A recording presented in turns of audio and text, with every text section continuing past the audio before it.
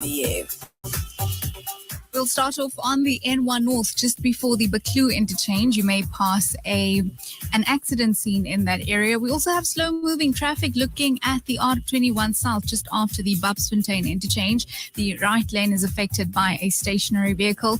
If you're moving to Benoni this afternoon, we do have queuing traffic on Atlas Road, and that's due to an accident scene near the N12 West, but the M44 is your way out there. We also have construction you need to be aware of. That's in the Aikenhof area. So that means we have delays towards the R82. Keep in touch with the traffic desk by tweeting at Kaya News with the hashtag Kaya Traffic. Caroline Franks for Kaya Traffic. Kaya 959. Kaya 959. Kaya 959. On the street. On the air. It's up. Sekunjali. After school is after school. It's wonderful. It's wonderful.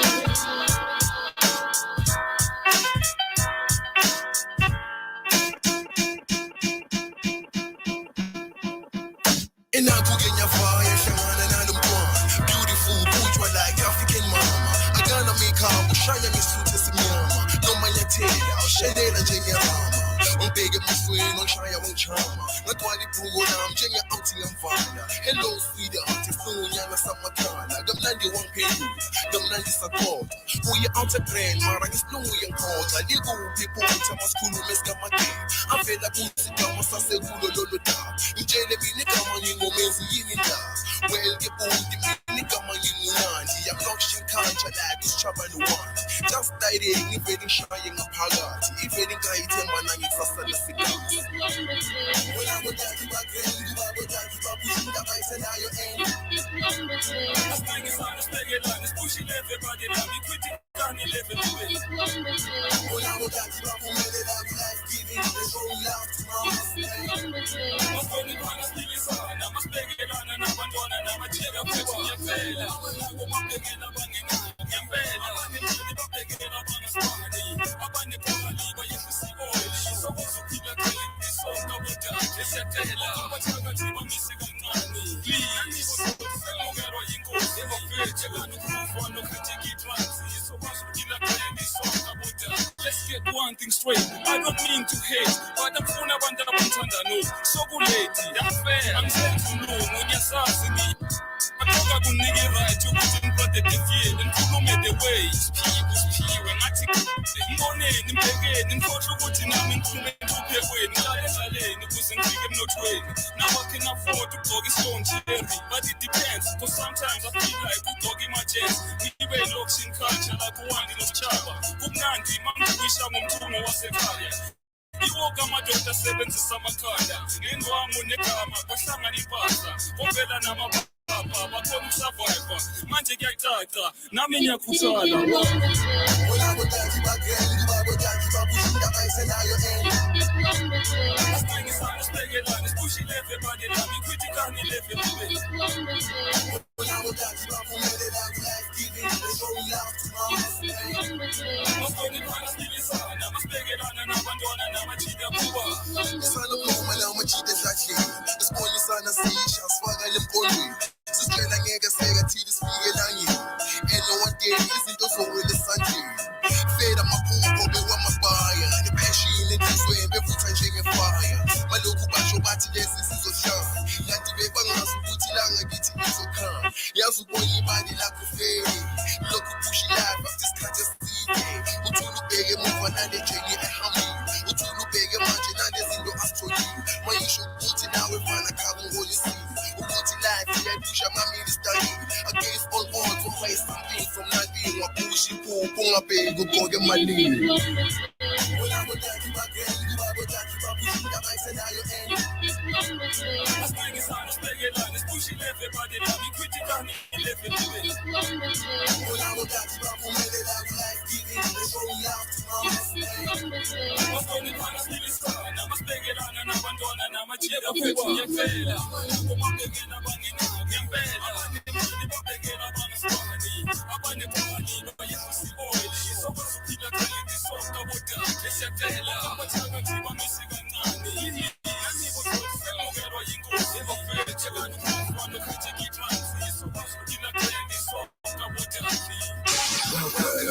Kaya Drive with Sizwe on 20.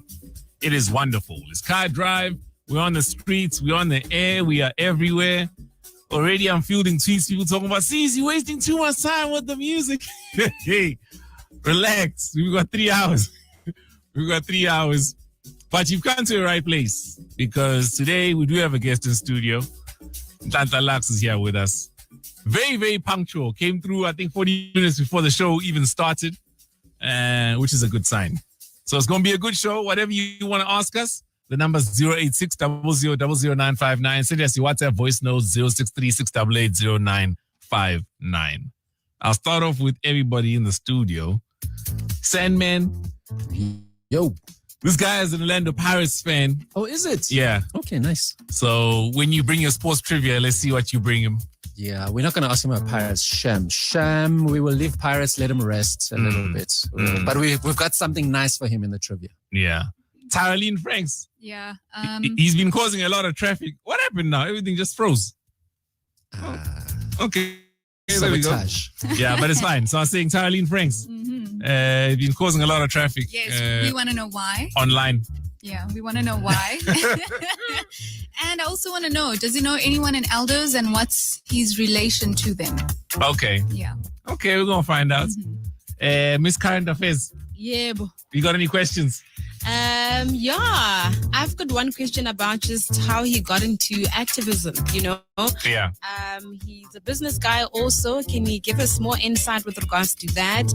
And those businesses that he's involved with, how's he helping young people? Yo, you know, everybody sent me questions from last night. People were sending me clips, asking about this, asking about that. So I think without further ado, when we come back, we're just going to get this interview started. I see the phone lines buzzing already. Maybe let's take one and find out what this person would like to know when the interview does start.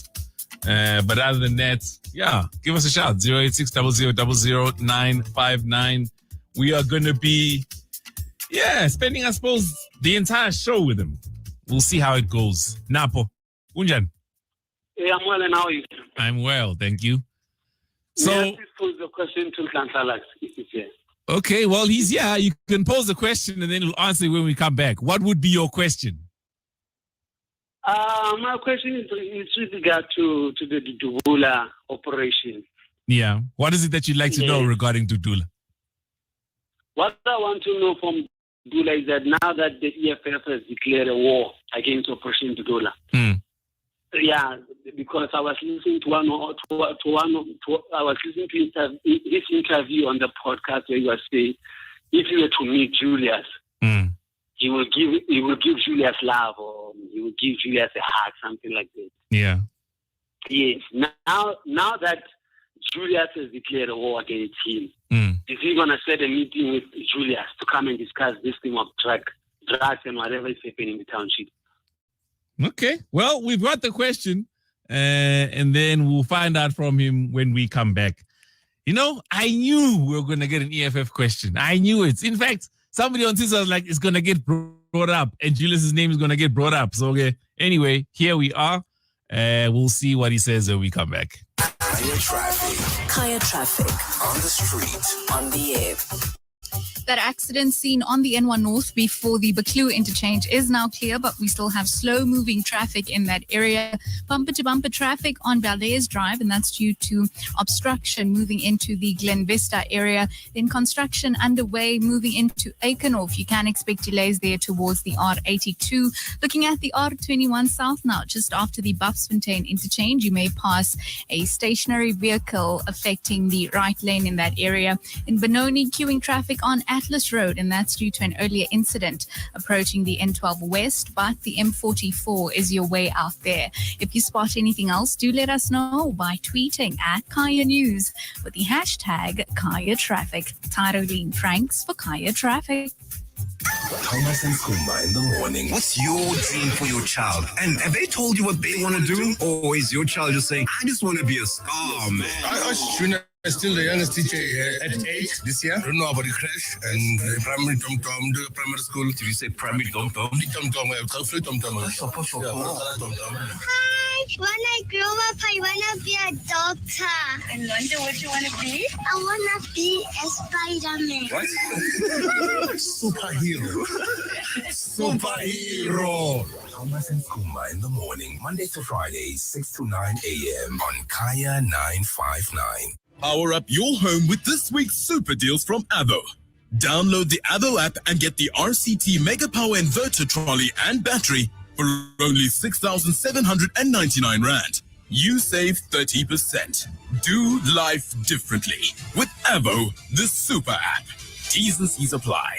At BCX, we pride ourselves on being one of the leading South African end-to-end digital partners. Encouraging digital innovation is the foundation on which our brand was built. As such, our inaugural Digital Innovation Report 2022 was formulated to highlight many opportunities for large-scale transformation. The report provides lucrative insights that reflect how COVID-19 opened a gateway for digital innovation and how this can propel us forward. Visit bcx.co.za to download a copy of our report. BCX, our most important customer is yours. If you're infected with TB and HIV at the same time, you might be at higher risk of experiencing adverse COVID-19 effects on your immune system. Take and finish your TB treatment as prescribed by your doctor or nurse. Consult your nearest clinic when you feel sick. Always cover your cough. Use a condom. Wash and sanitize your hands frequently. Remember, TB can be cured even if you live with HIV.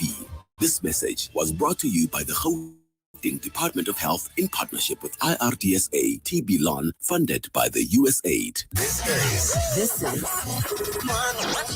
Kaya 959. Kaya 959. On the street. On the air. Welcome back to Car Drive. And so this is a very special kind of show. We've got a guest in studio. Nhlanhla-LUX is here with us. And before I even say hi, thank you very much for being early. Thank you. Yeah. Appreciate it. As you've heard, phone lines have been flashing. People have got questions for you. Let me start off by saying, when we announced that you're going to be a guest in the show, I've never seen a reaction like this. Even internally in the building, right? So I counted maybe 6 or 7 people who all said they knew you personally. Sure. And then some of the reaction was like in trepidation, I guess. And then the rest of them were like, okay, well, let's see what he brings. And I was like, okay, so why would you be apprehensive about it? And they said, because they don't know you in this capacity. Sure. Which then led me to believe that I guess you must have lived a lot of lives. Not really.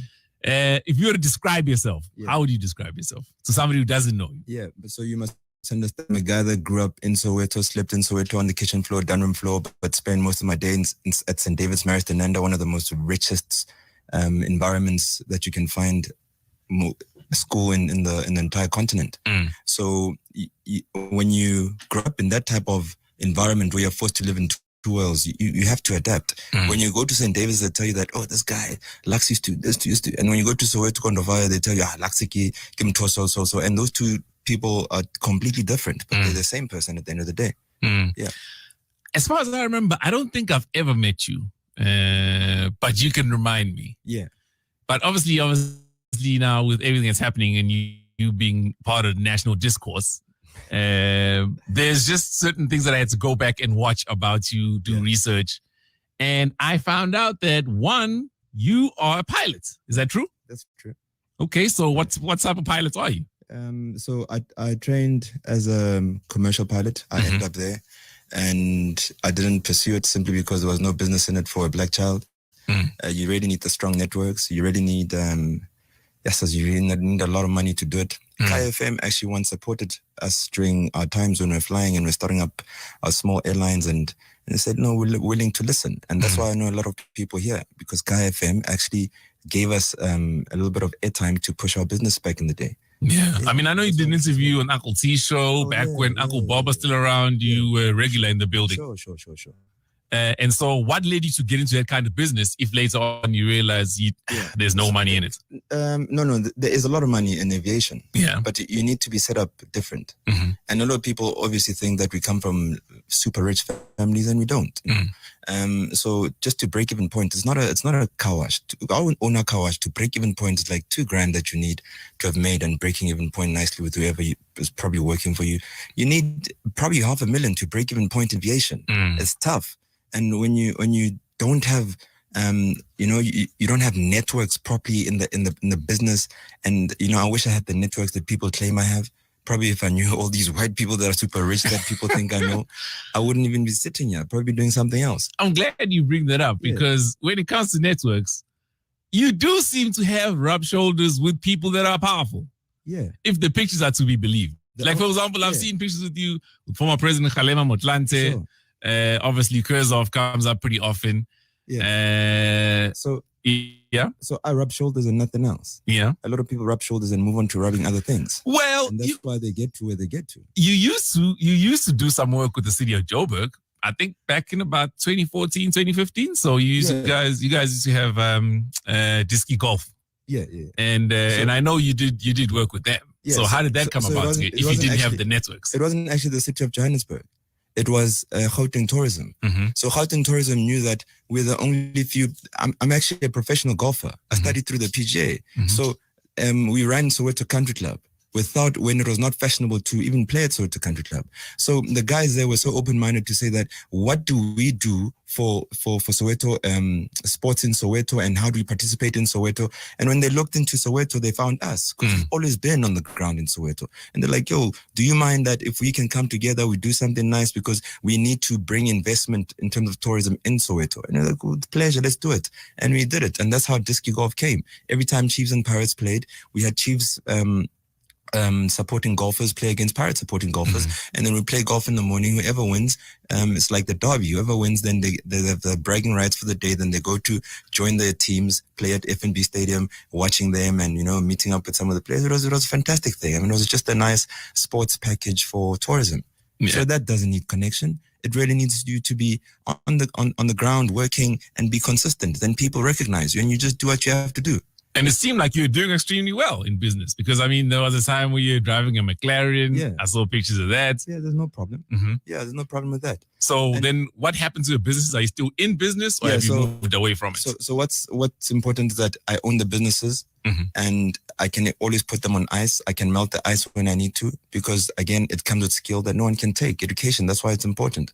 If I want to go back and do what I need to do, I can do it. I can drop everything now and do it. But because I don't need to, and I'm plugged in, I'm very happy with what I'm doing, I'm content with what I'm doing. People are worried that you're going to get killed because you're too honest about this. You're also going to die at some point. You're probably going to die before me, damn it. So why live your life on your knees? You might as well just live your life to the fullest. If it means I must die when I leave KFM because some drug dealers know that I'm here right now, so be it. If it means I must get arrested right after this show because now Julius knows that I'm here, so be it.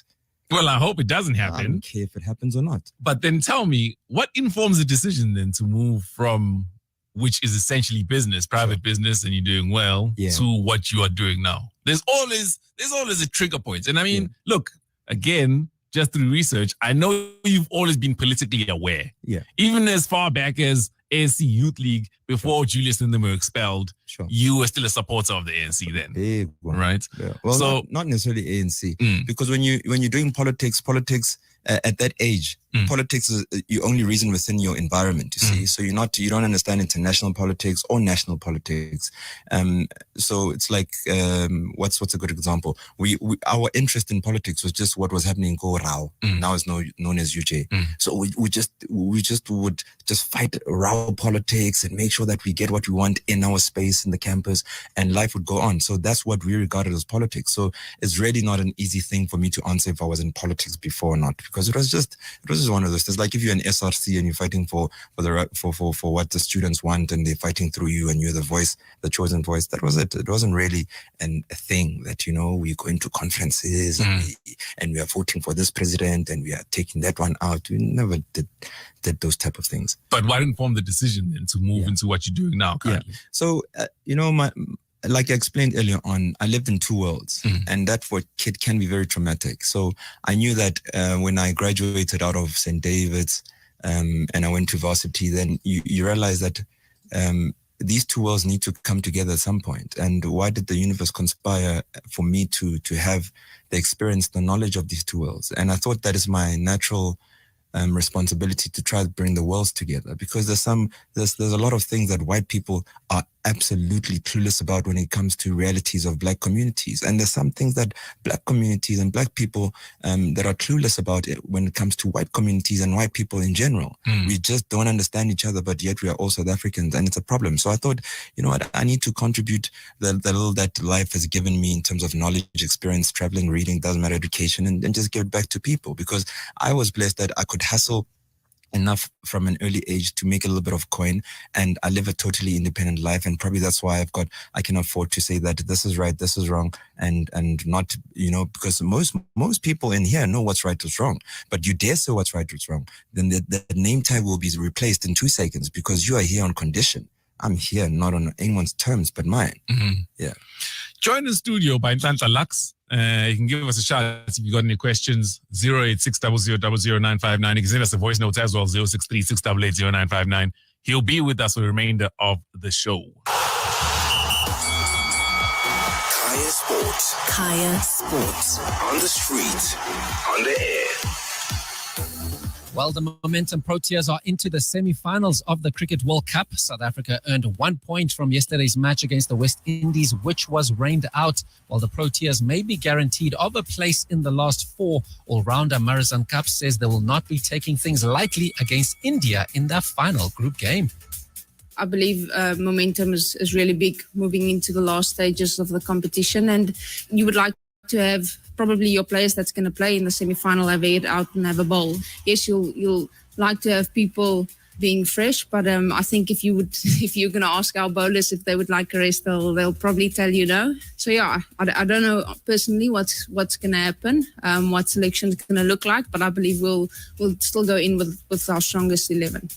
Hugo Bros says the time for excuses when it comes to Bafana Bafana are over. The men's national team continue to disappoint and most recently failed to qualify for an extended Cup of Nations.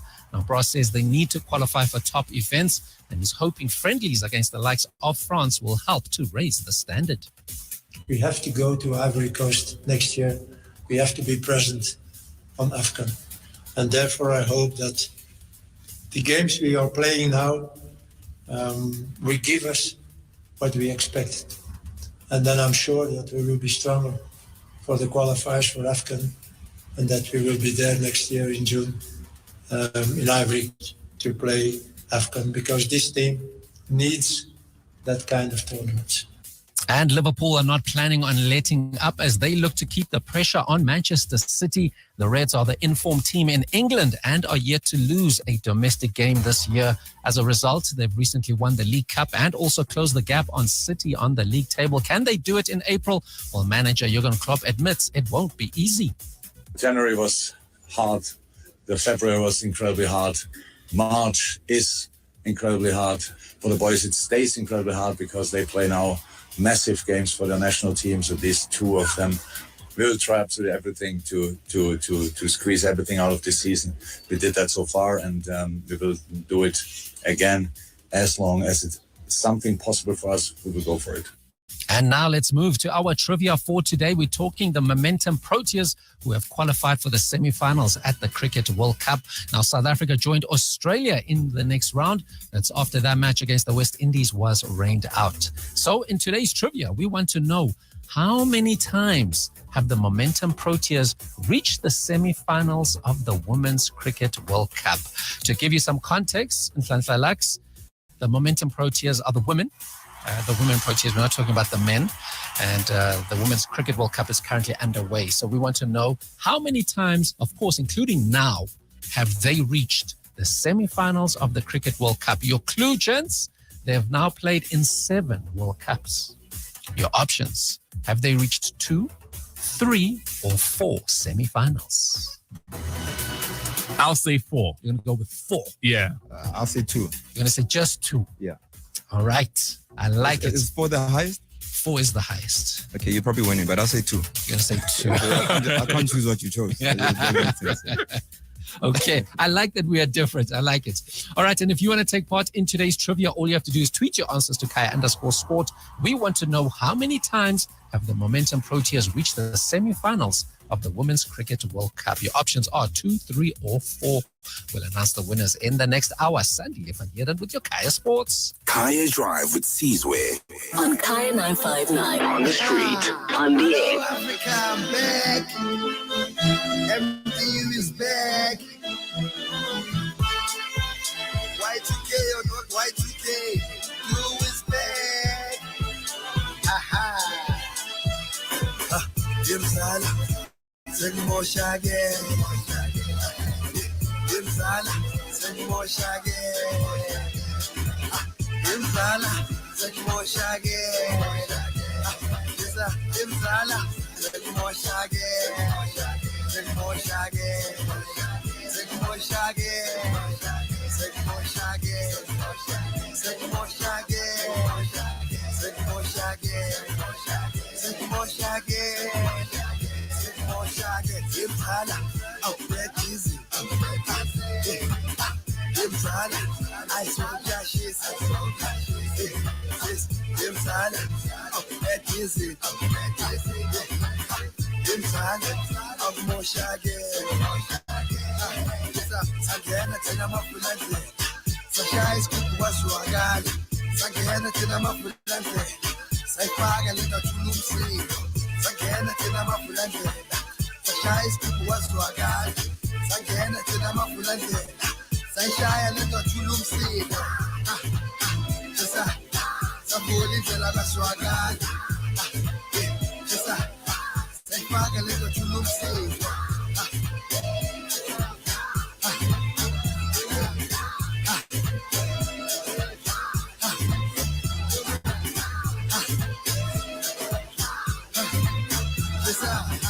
Alimport, Limpitse, Chumiaba. Alimport, Limpitse, Chumiaba. Salalite, I'll show me about. Alimport, Limpitse, Chumiaba. Salalite, Salalite, Salalite.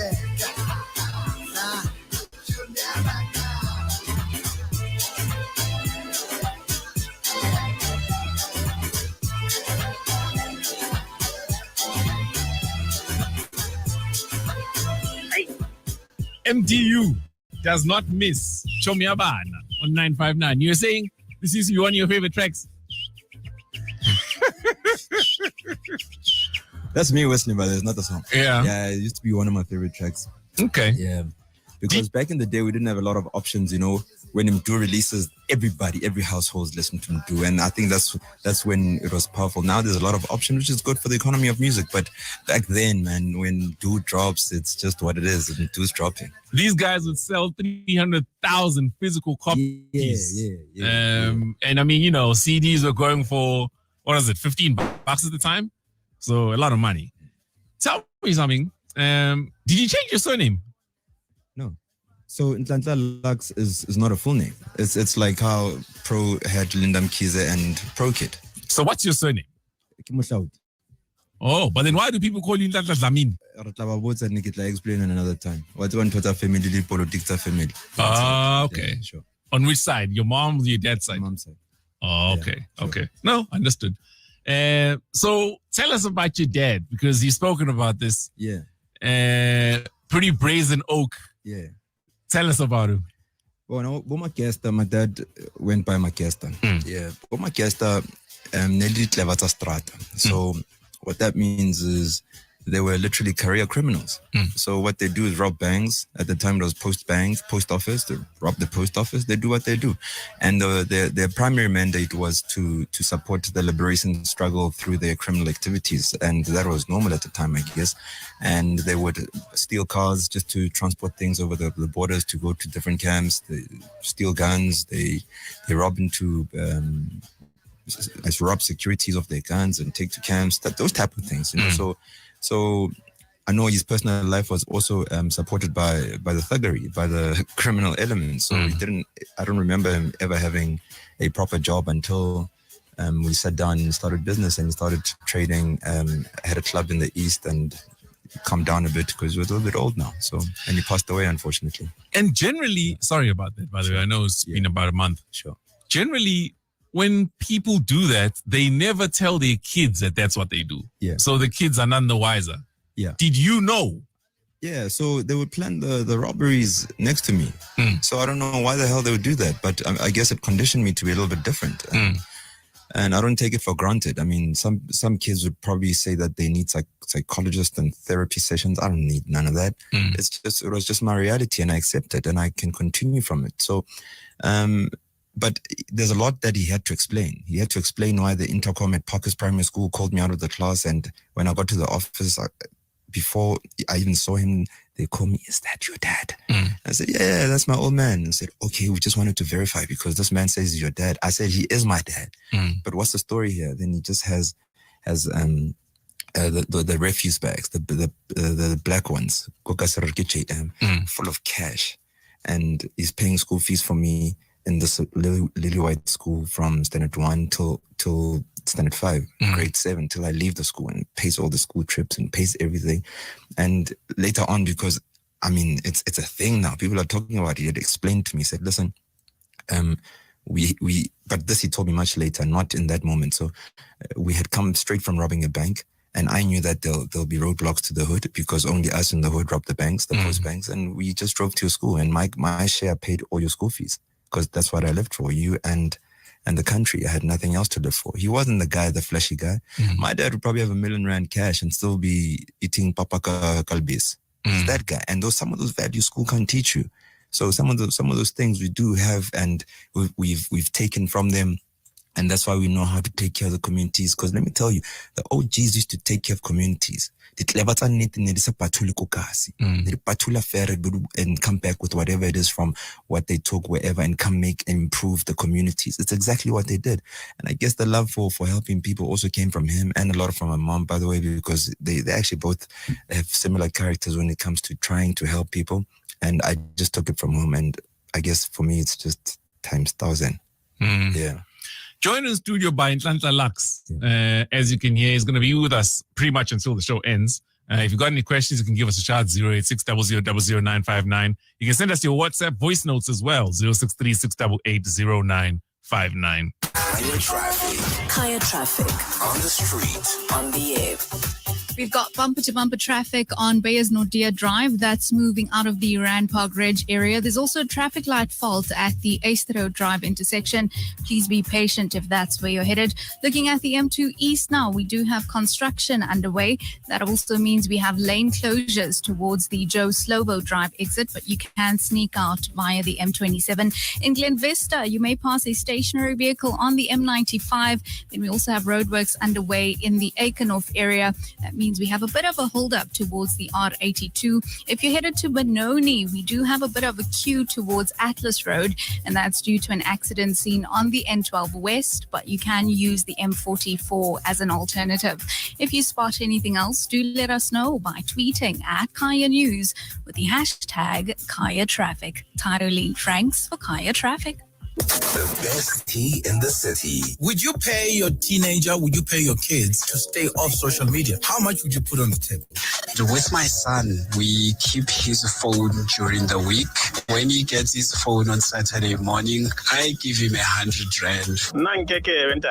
He knows which daily, Monday, Tuesday, Wednesday, Thursday, Friday, no cell phone. And I'm monitoring. I'm considering that because this social media thing is stressing me. Hey, Tibos, these kids are very smart. Whether you pay them or you don't, they're innovative. Nah, I will always find a way. I'll find an alternative. The best tea in the city, Monday to Friday, 9 a.m. to midday on Kaya 959.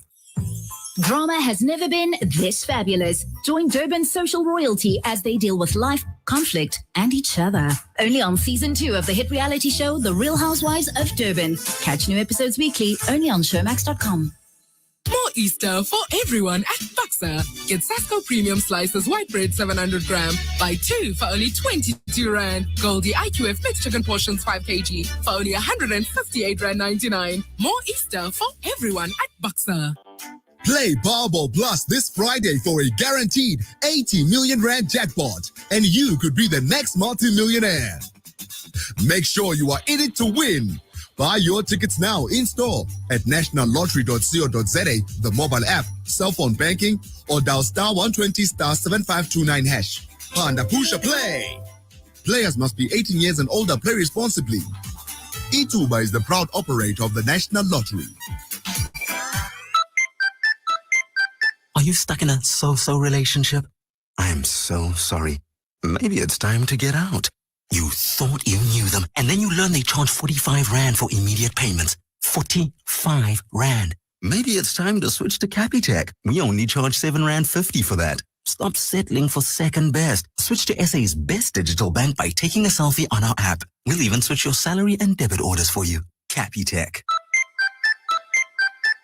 Another Kaya 959 favorite. You just won't stop it. Another Kaya 959 favorite. Let's go. On the street. On the air. Welcome back to Kaya Drive. A very different kind of show today. We've got a guest in studio, Nhlanhla-LUX. And before the break, he was telling us about his dad and how much he had an influence on him. And it's ironic now because what you're involved in is actually fighting crime in your neighborhood, right? Yeah. So how did Operation Dudula begin? And maybe you can tell us about Soweto Parliament as a whole. Look, Soweto Parliament is a platform that we put together that is non-political because, growing up in a township, as soon as you have confidence to challenge anything that's a social ill or anything that's to do with the community, then everybody just suggests, no, you must join this, what. So not everybody has an appetite for politics, to be honest with you, because politics is a different ball game, There's a young girl who's at UJ, who's doing her master's degree and just wants to contribute back, or maybe perhaps works as a waitress somewhere and just wants to contribute as well in the development of the township, but doesn't want to get into that environment where people are just shouting and, So we created Soweto Parliament so that we can do three things in our township. We can have political accountability, which also includes holding the law enforcement accountable for the development of the township, because we're sick and tired of seeing police being part and parcel of the crimes in the township, taking the 20 rand from drug dealers. This is the reality. I don't know why people don't want to speak about this. But anyway. When you say we, who is we exactly? Who's we in Soweto Parliament? Yeah, because you say we created it. So obviously it's yourself and who else? Look, I came up with the concept. I proposed it to the communities and people joined and different wards joined and different people are doing different, are operating differently in different wards depending on the need of that ward. So when was this exactly? We're 10 years back now deep. We've got walls we've built for grannies as projects back in the day when we were still younger. And we've got, there's tons of projects that we've done in the communities. I mean, Soweto can stand up and tell you all about that. So it's political accountability, which is hold the councillors and government and police accountable. And the second one is economic accountability. We then say the businesses and the economy in our township must play a direct, deliberate role in the development of our communities, which also addresses the job issues, etc., etc. Just before Maponya Mall thing happened, we're actually talking to the delivery space in Soweto to say that we need to get merchants from the street corners to participate in this economy. And the guys, the foreign guys that are literally operating in that space, we're going to open the door and even teach some of these guys. It was done, discussed and everything. So that's economic accountability. Social accountability is actually the most hardest, is when we hold each other accountable and say, but Sizwe, you can't do this. Sizwe, you've got a joint, but you have to close early, because then if the kids leave here at 6 on a Monday morning, we all look bad because they don't go to work. So these are very hard conversations to have, but we have them regardless. Even the letter, something that is underplayed in our black communities, the letter, small programs, teach the kids how to take care of their environment. I know politicians don't really focus on those things. They have other things to focus on, whatever those things are. But those are the small contributions that we've had and we continue to do as Soweto Parliament. Operation Dudula is a platform where military veterans from all vets from APLA, MK, came together, and the community, came together and said that some of the social ills, there's violent crimes, some things the ordinary person can't do, can't challenge in the communities. Then these guys are already sitting here with a lot of skill. How do we then come together to combat some of these challenges? And that's how Operation Tutula started. It's literally Tutula, meaning to eradicate, if I should put it in another language, to eradicate all our social ills and anything that is a problem in our communities that we feel that we don't have any avenue that we can reach out to and to get help, So we said we must be super active citizens and not expect outside agencies to always come and save us. We must do things ourselves as well. And these people, whoever it is that will come, be it the president, be it the minister, MEC, they'll meet us halfway. We can't just sit and do nothing. And that's where all these things come from. So I think it must have been 1996, if not 1997. I remember there was an organization that was formed called PAGAD. Yeah. People Against Gangsterism and Drugs. Yeah. Originated in the Western Cape, and obviously gangsters were a big thing there, and obviously Mandrax was a big thing there. But the thing with that organization is that they were very violent. They would go out there and behead people, and they wanted to make examples of drug dealers. Sure. Obviously, vigilantism not to be tolerated. That was my first time hearing of a vigilante group in the country. Yeah. How different are you guys from vigilante groups? If somebody calls you that, I'm sure. Well, a lot of people are trying to misconstrue what we actually are for the sake of whatever benefits they get out of it. But I don't think that we can ever be a vigilante group. We take words for granted. There's a lot of people listening that don't know what vigilante actually means, but they also probably just use it on a daily basis. When people are trying to enforce the law without authority, those people are just taking things in their own hands and without even, guidance from. So that's just a loose explanation of what a vigilante group would generally do. So we are not by any means that, because if you Google anything that's to do with Operation Tutula, you always see a cop in sight. So we always have an operation that's planned with SAPS and with Metro Police, and all our marches we submit, and they're part of the operation. So that can't be vigilante. All our arrests, whenever we're successful with our arrests, SAPS handles the arrest. How is that being a vigilante? But people go on with it and really do not want to be honest about the fact that there is a gap in our country that nobody addresses, a white elephant in the room. And we were brave enough and confident enough to say enough is enough, and we challenging it alongside Put South Africa First and many other civic movements that are aligned with our thinking and philosophies. So you mentioned authority, right? And authority is a funny thing, because in the absence of any authority, then literally anyone can assume it. So a very good example, you would have seen a lot of roadblocks. So traffic lights aren't working right now, right? And so what the people who would ordinarily be begging at traffic lights have now started doing is they are directing traffic. 100%. And for me, it's been interesting to watch and observe that these are the same people you wouldn't pay attention to ordinarily. Yeah. But now, all of a sudden, because they're directing traffic, they assume the authority, and people will stop when they tell them to stop, and they'll yield. Yeah. And I think that's what's happening with you, because with you guys, under whose authority would you say you are operating and able to go there and make arrests or even search homes and businesses, etc., and so on? Yeah. So again, we do not search homes and businesses, etc., etc. That's just what people say, and people push the narrative. Why don't you just watch the video and make the decision without the noise of what you are actually seeing? Half the people are defining us from what they've heard, not what they've experienced, read, or seen. You see? So what I'm telling you now is very simple. So if you don't search your houses, then what do? We go in with the police. And if the police are there and we're doing it wrong, why aren't we getting arrested? You can't go into private property without a warrant. No. Then you must ask the police, because we all have our role. That's why it's a joint operation. If the operation has to do with the pavement, then Metro Police is activated, not SAPS, because Metro Police's jurisdiction are the bylaws. If it's to do with anything else, then SAPS knows when to activate itself. If it's to do with information coming from the community, we know better. Then we come. That's why it's a joint operation. So people do not understand with such simple English what they misunderstand from that. Yeah, so again, even if it was the SAPS themselves, they are not allowed to just barge into your house without a warrant. So that is unlawful, even if it's SAPS. 100%, Sizwe. So maybe then you must call the commissioner and ask the commissioner why they authorized that part of the operation to happen, not LUX. So the commissioner does authorize it. Look, I'm saying you must ask them, hold them accountable, and ask that, listen, are you well equipped in terms of authority and everything and permits that you need for this type of operation? Because I can't answer for the men in blue, I can't answer for the men in brown, nor can I answer for the men in orange in the city of Johannesburg, the Metro Police. Yeah, but you are the person that starts the operation. Yeah, look, if you say to me that there's someone who is selling drugs, and what's your role in it? And I say, because I'm from the community side, I can get evidence, I can get videos, I can get Bokoko to come and tell us if that's true or not. I can get 100 people to sign an affidavit and sign so that it makes our case strong. What's your role in it, Sizwe? No, I work at KFM, so I can broadcast that no to drugs and it's a good drug campaign. What's your contribution, perhaps, steps? No, because we've got the authority to arrest, we'll make sure, and if it goes bad, and then we'll be there to protect the community, because the community will also be there. How dare then do I respond to anything to do with Metro Police or anyone else? Well, let me explain, right? Sure. So if your objective is to uphold the law, there is the Criminal Procedure Act for that.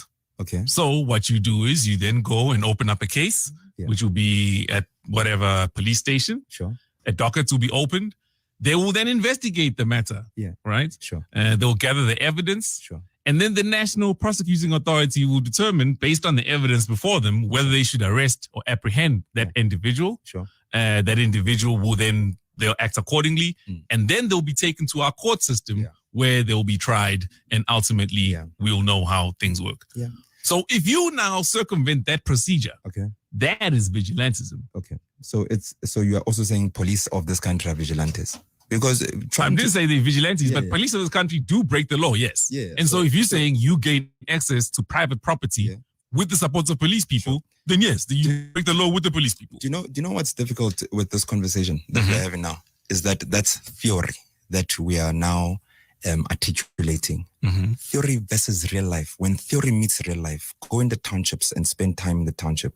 Those things don't exist. It is people's human rights to have electricity. It's a basic human right to have food. Our people are living without food, without electricity. Let me bring it back to Skana Norke. It's happened to one day.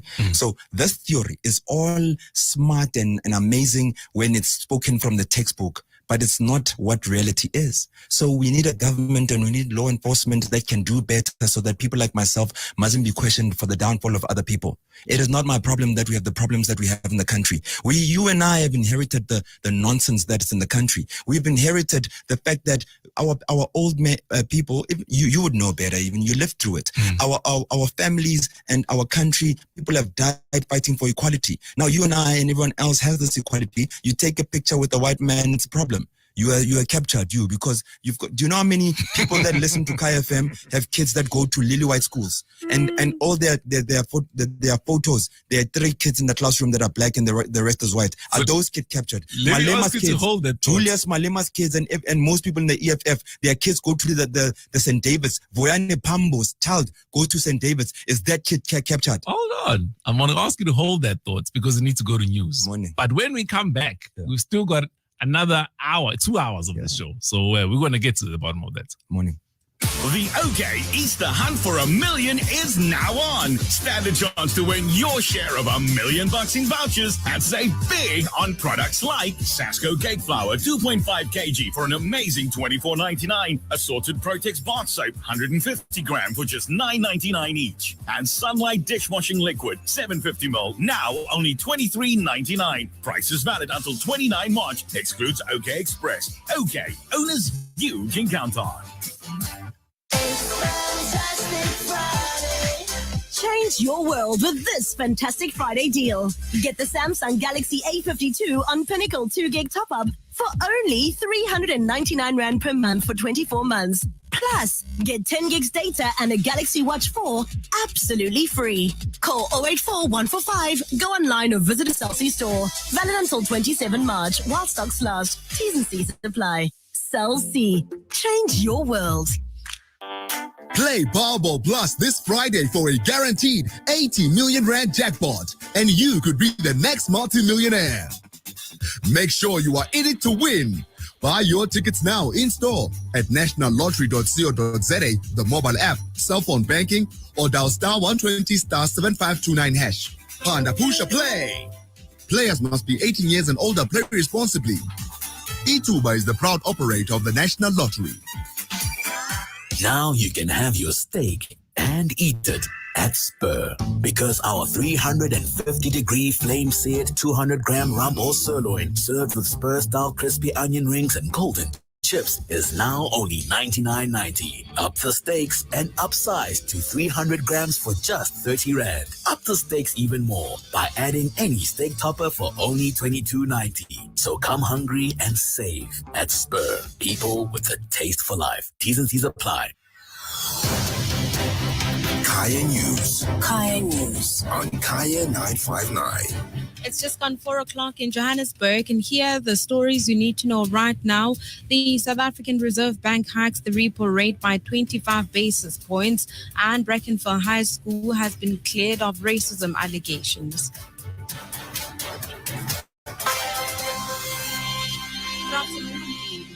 The South African Reserve Bank's Monetary Policy Committee has increased the repo rate by 25 basis points to 4.25%. Governor Lesisha Kganyago says the 3 members of the committee voted for the increase, while 2 wanted a 50 basis point hike. Kganyago says the decision to hike rates is an effort to subdue inflation. February's consumer inflation reached 5.7%, close to the upper limit of the Reserve Bank's target range of 3% to 6%. Kganyago says even as the economic impact of COVID-19 fades, the outbreak of war between Russia and Ukraine is expected to reduce global economic growth. The Reserve Bank now expects inflation to increase as a result of higher food and fuel prices. What the committee had to grapple with was to extent to which this has taken place, and to what extent should we embark on particular quantities of the policy stance in order to cap that. And after deliberations, the agreement that was reached was that we will increase the policy rate by 25 basis points. There are risks on the horizon. There is a lot of uncertainty. Gauteng Economic Development MEC Parks Dau says businesses and townships will soon be allowed to access unused land, abandoned buildings and industrial estates. Dau says these are the instrumental benefits of the Township Economic Development Bill. The bill has today been adopted at the Gauteng Legislature. The Township Economic Development Bill is a game changer that will change how townships are regulated and governed so that they can create more jobs. Dau says it is a progressive bill to set up better procurement rules that allows government and contractors to buy from large groups of township-based firms. 90% of township-based enterprises do not have a business account, are not registered businesses. Their employees are not recognized. And it is those things that we need to address so that when we bring them into the fold, we can direct resources and opportunities from an enterprise and supplier development point of view, but also in terms of different opportunities that we can direct at them. The South African Human Rights Commission has found no evidence of discrimination and racism with regards to a private matric party held at Brackenfell High School. The school came under fire in 2020 after it was accused of hosting what was described as a whites-only party. The commission says through its investigation, it became clear that the school did not host a party for grade 12 learners that year. Friends and family have gathered in Garankuwa in Tshwane following the passing of 2 teachers in the area. The pair were killed when one of them was living with a partner. It's understood there was an altercation between the educator and her partner when gunshots were allegedly fired. It's alleged when the other colleague heard the commotion at a friend's place, she was then killed by the partner. Our reporter Katla Sokoto has more on the story. It's a sad and somber mood here at the home of a friend of one of the colleagues who was killed. This is the home of the friend to the colleague whose partner killed her. The educator is originally from KwaZulu-Natal. Gauteng Education MEC Panyaza Lesufi has arrived to meet the affected families here today. Spokesperson Steve Mabona explains. Then we know now they both died and the perpetrator allegedly shot himself. Police will then, assist with more information on further in terms of their investigation on that. The department is set to visit the home of the other colleague in Winterveld. Katla Sokoto, Kaya News, Garankuwa. Police in Somalia say more than 30 people were killed in twin jihadist attacks last night. The police chief says the first attack used a suicide bomber, killing the local MP, Amina Mohammed Abdi, and several of her guards. The second came from an explosive vehicle which left a hospital as well as a business district destroyed. It followed an earlier assault on the international airport outside the capital, in which 8 people, including 5 foreigners, died. There has been an increase in Al-Shabaab attacks as Somalis vote in parliamentary elections. In your weather for today, it's a fine day in Johannesburg with temperatures having peaked at highs of 24 degrees, 26 degrees in Tshwane, 24 degrees in Ekurhuleni, as well as 24 in Sidibeng. And now for a quick sports update, here's Sandile van Heerden. Will we see fans back at PSL matches and South Africans struggle on day one at the WGC match play? I'll bring you details at 4:30. If you missed it, big story right now. The South African Reserve Bank hikes the repo rate by 25 basis points. Kaya News. Kaya News. On the street. On the air. And on the story. Kaya Traffic. Kaya Traffic. On the street. On the air. We'll start off on the N1 South in Midrand. There's been a crash approaching Bridal Veil Road. This is affecting movement towards Maxwell Drive, but you can use Woodmead Drive as an alternative in that area. Bayers Nordia Drive, M5 North in Rand Park Ridge, you may encounter a traffic light fault. That's at the Eastero Drive intersection. Please be patient if that's where you're headed. Then bumper-to-bumper traffic on the M1 South. That's between Anderson Street and the M10. M2 East now, we have construction underway, and that also means we have closures towards the Joe Slovo Drive exit. If you're headed to Aikenhof or between Aikenhof and Lenasia, look out for roadworks. That's causing about a 20-minute hold-up towards the R82. If you spot anything else, do let us know by tweeting at Kaya News with the hashtag Kaya Traffic. Tyroline Franks for Kaya Traffic. Kaya Drive with Sizwe. There will be a one-man, one-vote in this country. However improbable it may sound to the skeptics, Africa will prosper. Pro and double HP, Goodfellas on 959 is Kaya Drive. We are on the streets. We are on the air. I got you right now with the music, huh? You got me. I'm going. Shout out to Pro, rest in peace, Pro, rest in peace, WHP, my E, you know we together, wire in the hood, pushing the hood, wire, and shout out to everybody, man. I can't say rap of it. If you're wondering who that is, if you just joined us, Nhlanhla-LUX is in the studio with us. We're having a discussion. In the last hour, people are saying things were getting heated. Tweets are saying, yeah. Now, why are you raising your voice? But essentially, you're speaking about how the theory of criminal procedure in our country and how things actually work out on the ground are very, very, very different. Yeah. So what I'm hearing you say is that you have not got faith in our law enforcement. Is it the law enforcement that you don't have faith in, or is it literally our entire justice system? Our entire justice system. Okay. South Africans are not fools. We know what's going on. Mm-hmm. And we also must be blamed for it, because when the problem comes on into our houses, then we also make those phone calls. Yo, Ntwanaka is arrested. Do we know that cop? Do we know that cop? So that can't be right, It can't be right. So there's a lot of wrong in terms of the system. That doesn't, we wouldn't have so many drug dealers in our communities if the systems were actually as good as we all think they are. Okay. We wouldn't have all the social ills that we have. We wouldn't have a gogo being raped or gogo being killed and people walk free because their brothers are Sizwe. Mm-hmm. Come on, man. So there's a lot of, it's tough for the people in the townships. It's really tough.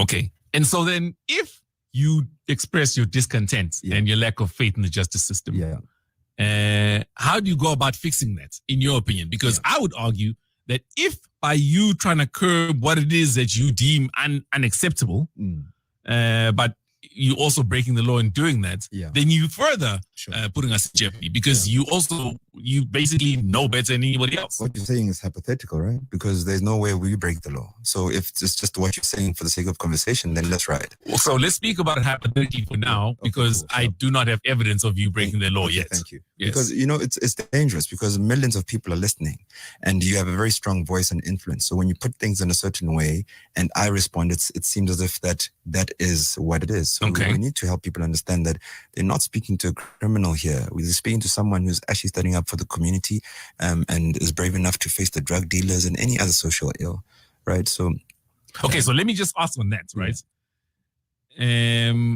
I've seen videos of you, for example, parading the streets in camouflage, I guess army fatigues. Yeah. Just let's call it war regalia, right?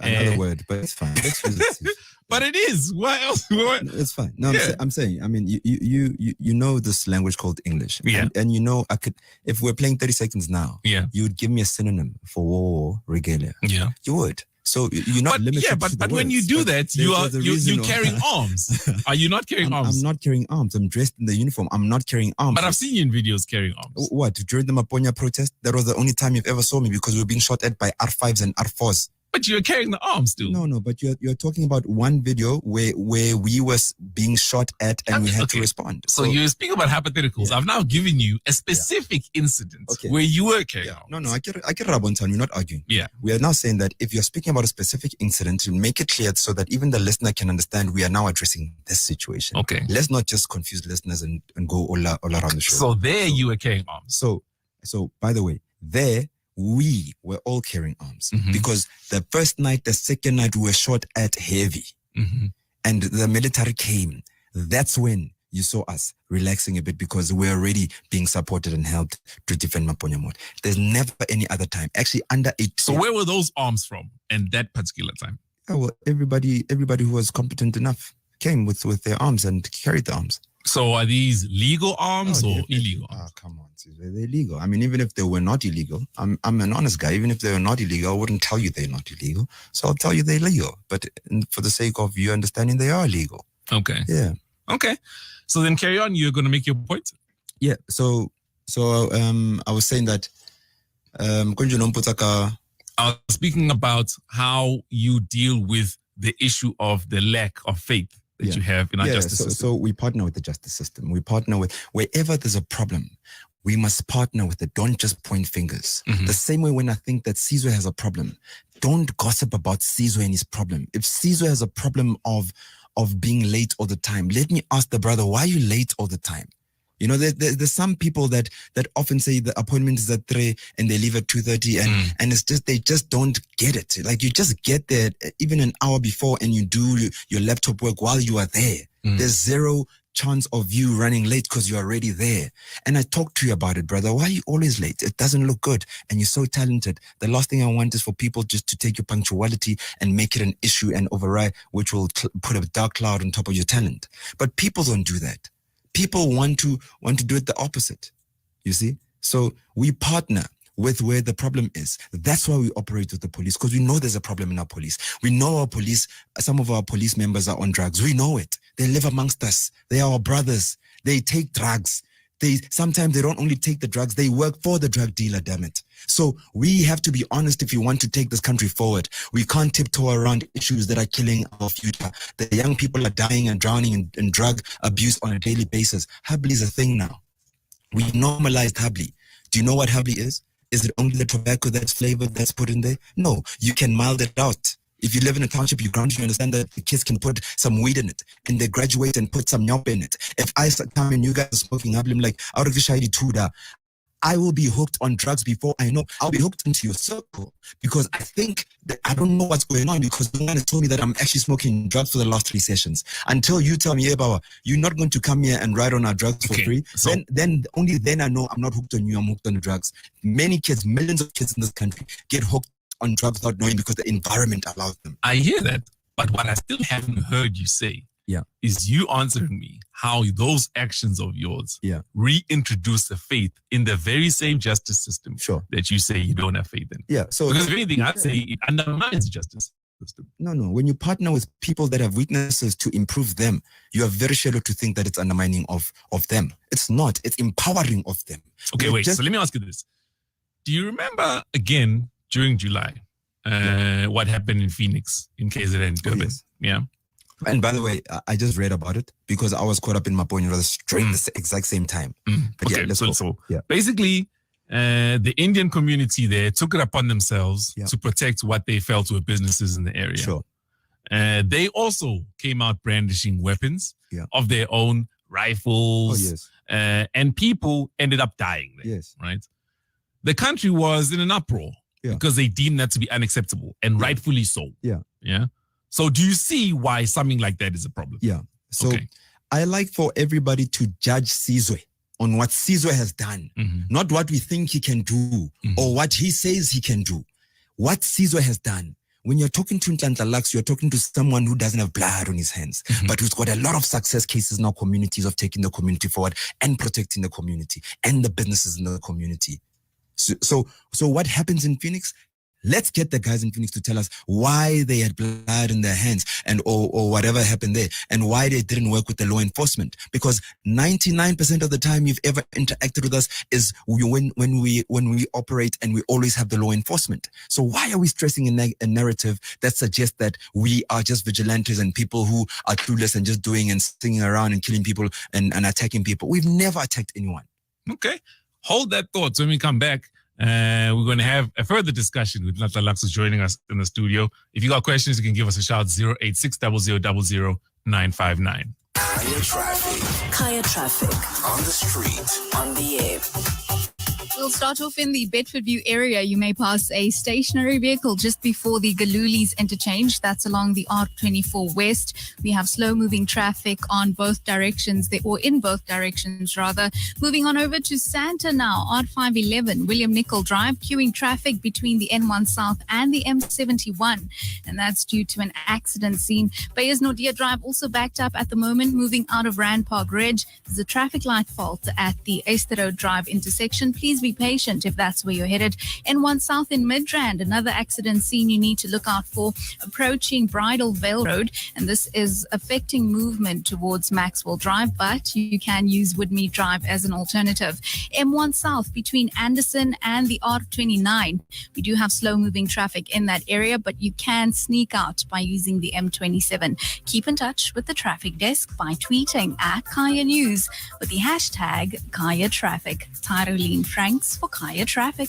Kaya Drive with Sizwe. We've got a guest in studio, Nhlanhla-LUX. What informs the decision then to move from, which is essentially business, private business, and you're doing well, to what you are doing now? Just through research, I know you've always been politically aware. Yeah. Even as far back as ANC Youth League, before Julius and them were expelled, you were still a supporter of the ANC then. Well, so not necessarily ANC, because when you're doing politics at that age, politics is the only reason within your environment. But what informed the decision then to move into what you're doing now? Yeah, I lived in two worlds, and that for a kid can be very traumatic. So I knew that when I graduated out of St. David's and I went to varsity, then you realize that these two worlds need to come together at some point. And why did the universe conspire for me to have experienced the knowledge of these two worlds? And I thought that is my natural responsibility to try to bring the worlds together. Kaya Drive with Sizwe. Kaya 959. Kaya 959. Kaya 959. On the air. Good energy, good vibe. On the street. On the air. Welcome back to Kaya Drive. We are on the streets. We are on the air. In the studio, we have got a guest, Nhlanhla-LUX. And as you heard, he's been with us actually for the past hour already. He's going to be with us for another hour. If you've got any questions, you can give us a shout, 086 0000 959. And there's a lot to cover. So let's get back into it. Would you say you have lost all faith in leadership in the country? And by that, I mean in government structures. No, not in individuals. You know, if you want to break it down, the reason why I hate politics as a system is that if I get offered a position to get into politics, I accept it. We live in a democratic country. Bontate Mulba and whoever else of that old school who has brought us to this mess in the country, they're going to outvote me all day, every day. So what would need to happen is that we would need to come with a fresh bunch of young people to change the country for real. So I haven't lost faith in everyone, because there are some people there that are fantastic, that are principled, and that actually have their hair screwed on. But they unfortunately are surrounded by a lot of people who are just there for their families, their friends, and Durban July checks, nothing else. And so what is it that you would like to see from leadership? I'd like to see leadership retire at the right age and give young people, stop hogging positions of power. Give young people in private sector the opportunity to lead these companies. Give young people in politics an opportunity to take over these political parties, and give young people an opportunity to get into government and run the world and run the country with fresh minds and make decisions for a future that they will be a part of because they're young. Right now, majority of the people that are there making decisions won't be there in the next 15 years, actually even 10 years, some of them. So they will not be able to hold them accountable. Some of us are giving young people, we're giving birth, who are in debt, further debt, and this debt was not taken by them. You are seeing it in Soweto, not only in the country, that we are now owing Eskom billions of rands. And it's that debt came from Mandela and the loss of Nelson Mandela. How do I give birth to a child today and they're already in billion rand debt? Where must we navigate opportunity in this country if we're just being born in debt? So we need young people to take over regardless of the space. So what's your ethos then when it comes to leadership? Leadership is about principle. But you see, I want to make an example using golf, but not everyone will understand the game of golf. Because it's a boring game and nobody should understand it. It's a nonsense game. Never. It's like, I promise you. For me, I always tell people golf is nyaupe. Once you try it, you're done. Like you are there the whole time. Nonsense. Listen, and you must stay away from nyaupe. They always tell you, right? So that's why golf is... Let me take you for a round of golf. And then you come back and tell the listeners. No, you're playing with the wrong people. I've never played because I know it's nonsense. It's pretentious. As soon as everybody makes money, they feel like they're going to go. It's nonsense. So you experience and consume golf from nonsense people. That's why the content of golf is nonsense to you. Come to the professional side. I'll show you a thing or two. But in any case, so... the ethos of leadership. Yeah, the ethos of leadership for me is people being honest, and we don't have enough honest people. Maybe some people are honest, but they don't have the courage and they're not deliberate and intentional in making sure that they do address the issues for what they are. People are tiptoeing around the issue. Which politician have you heard addressing drugs in our communities? They're scared of drug dealers. Unless they are the drug dealers. Someone must tell me what's going on here. How is it okay that every street in Soweto has got a drug dealer? That every household in every black community in townships, we are affected by nyaupe. My cousin or my sister or someone in my family is on nyaupe. How can that be normalized? Okay, so maybe let me get very specific then, because be specific, yeah. We're going to run out of time. Sure. Right? Essentially, I'm sure you realize that people do need some form of leadership because majority of people are not in a position to make decisions for themselves. Would you agree with that or disagree? 50-50, because we can't condition people to believing that they can't make decisions for their own lives and be super active citizens in their communities to empower themselves. They can, but their pre-genetic disposition doesn't allow them. Unfortunately. So we need that balance. We can't just feed them the information that they need a LUX to come and make a difference, you know? So 50-50. So I do understand what you're saying. And so that's why people always follow a leader, even if the leader may be a charlatan. So if you look at, even in Christianity, for example, or let's just call it religion. Yeah. There will be a pastor so-and-so who's clearly taking advantage of people. There'll be a pro kid. There'll be a pro kid in music because he happens to be better and we all follow him and he changes the style. But the thing with pro is he wasn't leading people astray. The example I was trying to make was people who are leading others astray. All right. Yeah. Okay, yeah. Pro is another leader. Yeah. Luckily, he happened to be a good one. Somebody that we can swear by, and he actually had the talent to back it up. Sure. Right? Yeah. Now, having said that, do you realize that your actions can influence somebody even from a distance just because of the prominence that you have and the platform that you enjoy? I certainly do. I understand that. And so when we have an economy such as ours, which is literally tethering, right? And we all know that when the economy is bad, people then have a propensity to commit acts of violence or crime. Yeah. Would you agree with that? I agree with you. You could equate that to a dry felt, right? And right now, anybody who would spark a flame, it could catch fire and it could be calamitous for the entire country. Sure. Yeah. Okay.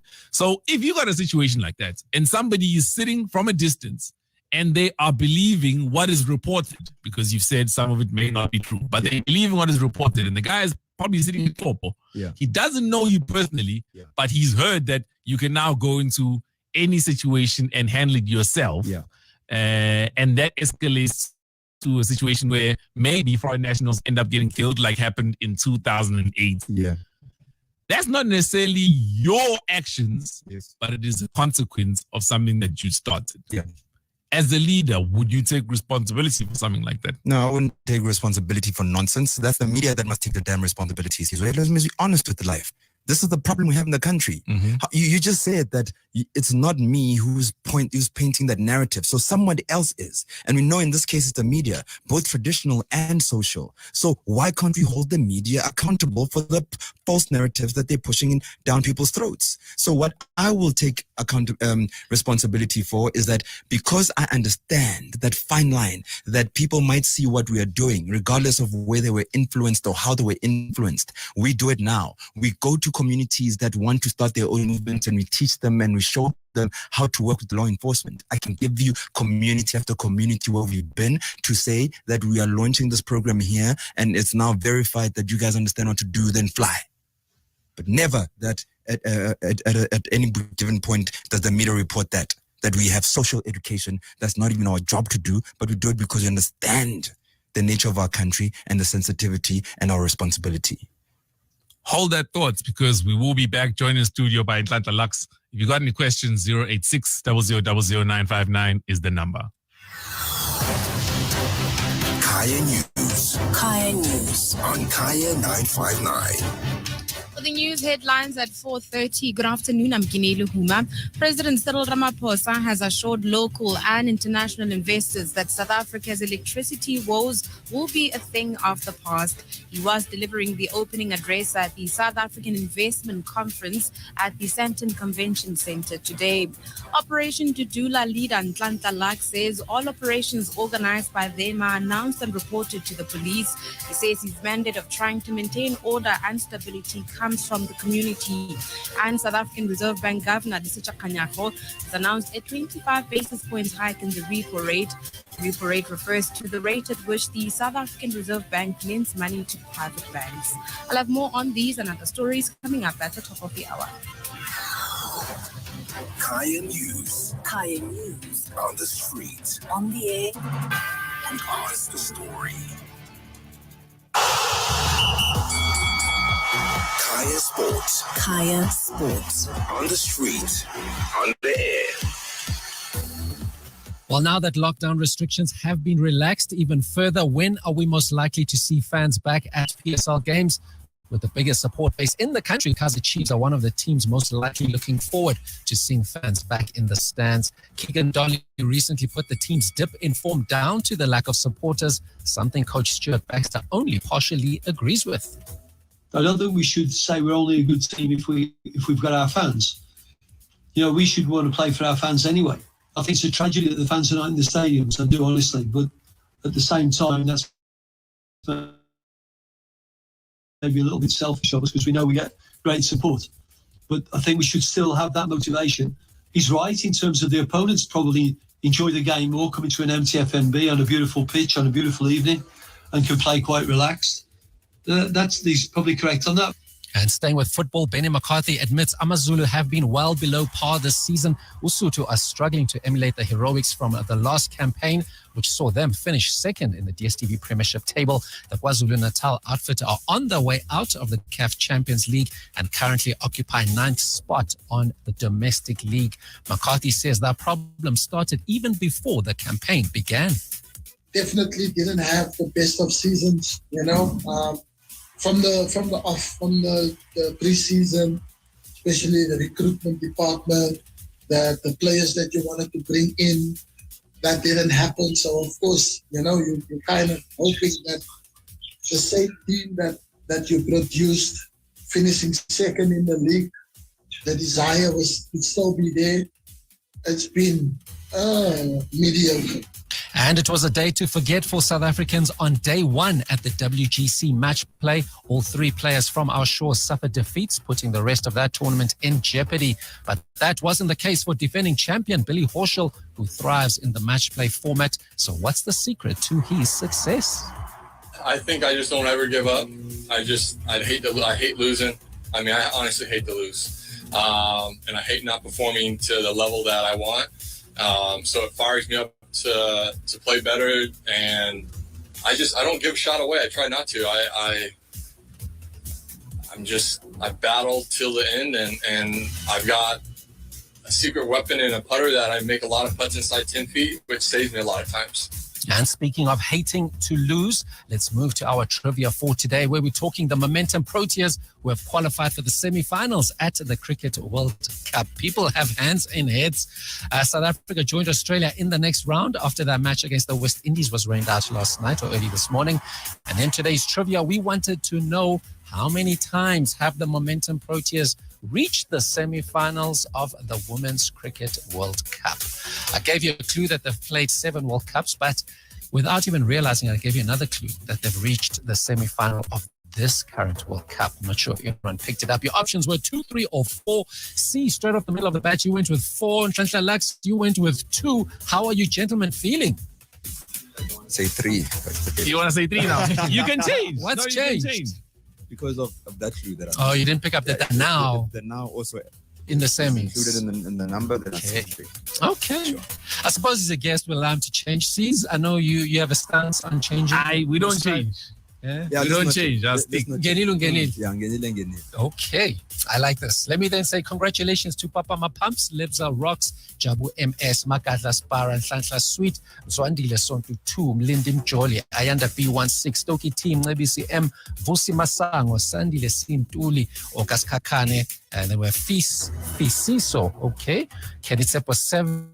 Tsepo M06701484, as well as Teleki R.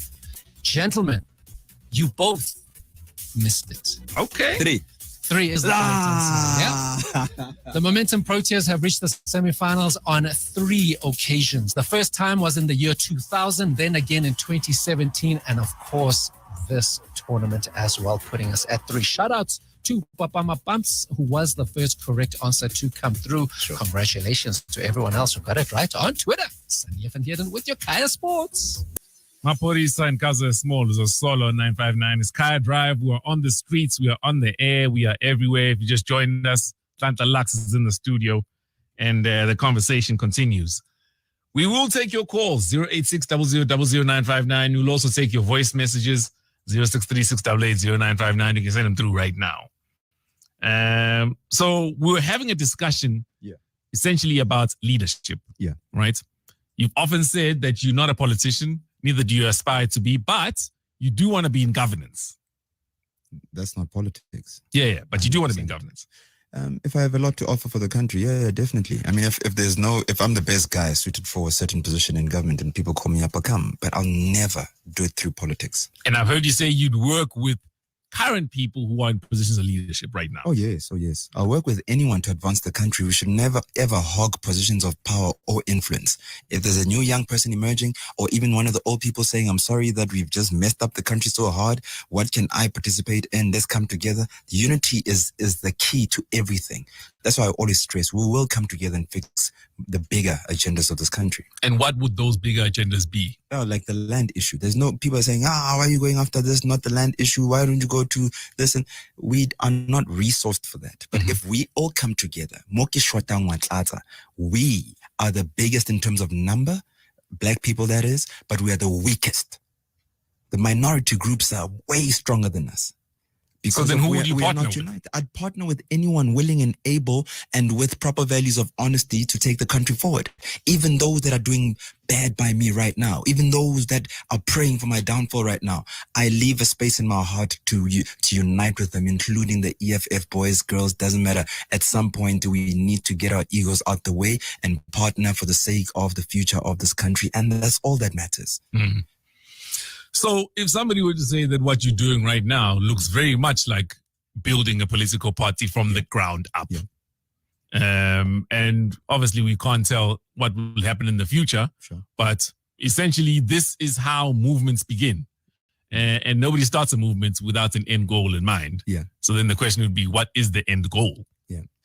So our end goal is simple. It's to try to see our immediate communities at a certain level. our grannies in townships can't live the way they're living. Our young people in townships can't be subjected to drugs and alcohol abuse. Our schools in townships can't be in such a dilapidated state that single parents, most households are led by mothers. Our mothers can't fear that when my boy leaves or my girl leaves to the park and play, they'll come back and you'll be addict. So all those things are within our reach because I can be called and walk to the park. I can go take one taxi, 20 rand, to get to Deep Roof where there's no electricity. So what's immediate? If we can contribute towards the emancipation of our people and development of our communities in Soweto and other townships, once that is done, then we can graduate to agendas that are bigger because even our influence will have grown stronger. And with the unity that I'm speaking about, our resources will pull together to make sure that in 200 years' time, the black child that is born continues to benefit from the decisions we've made today. We all right now are not benefiting from any decision that was made 200 years by any black person. And I do understand we come from a very hard time in history and so forth, but we need to make sure, regardless of our challenges, that a child in 200 years is set up. At least the environment allows him or her to be whoever they want to be. And it mustn't be because they come from that fancy family with a fancy surname, then they can get better opportunities. It must be fair. After this traffic report, I'm going to ask you for specifics. Because there needs to be a vehicle to get to where you're going. No problem. And currently, the only vehicle that we've ever seen has been a political one, a party one. Even though you can run as an independent, it's very difficult to get anything done in the country if you do it that way. Sure. So start mulling over that thought. All right. Kaya traffic. Kaya traffic. On the street. On the air. Looking at the N1 North in Midrand, it's backed up towards the Buccleuch interchange. There's also a vehicle causing a holdup just before Maxwell Drive. I'd suggest maybe using the R101 as an alternative there. Van Dyk Road in Boksburg, we do have obstruction approaching the R29. If you're headed to Elands Park this afternoon, look out for an accident scene. That's on Rand Airport Road. That means we have delays all the way towards Heidelberg Road. Then in Bedford View, we have a vehicle causing obstruction just before the Galulis interchange on the R24 West. In the Santon area, R511, William Nicol Drive, look out for that accident scene on the N1 South. You can go around the M71 as an alternative there. Then in Alberton, peak time delays along Swartkoppies Road. That's approaching the R59. Keep in touch with the traffic desk by tweeting at Kaya News with the hashtag Kaya Traffic. Tyroline Franks for Kaya Traffic. We love cooking in the morning.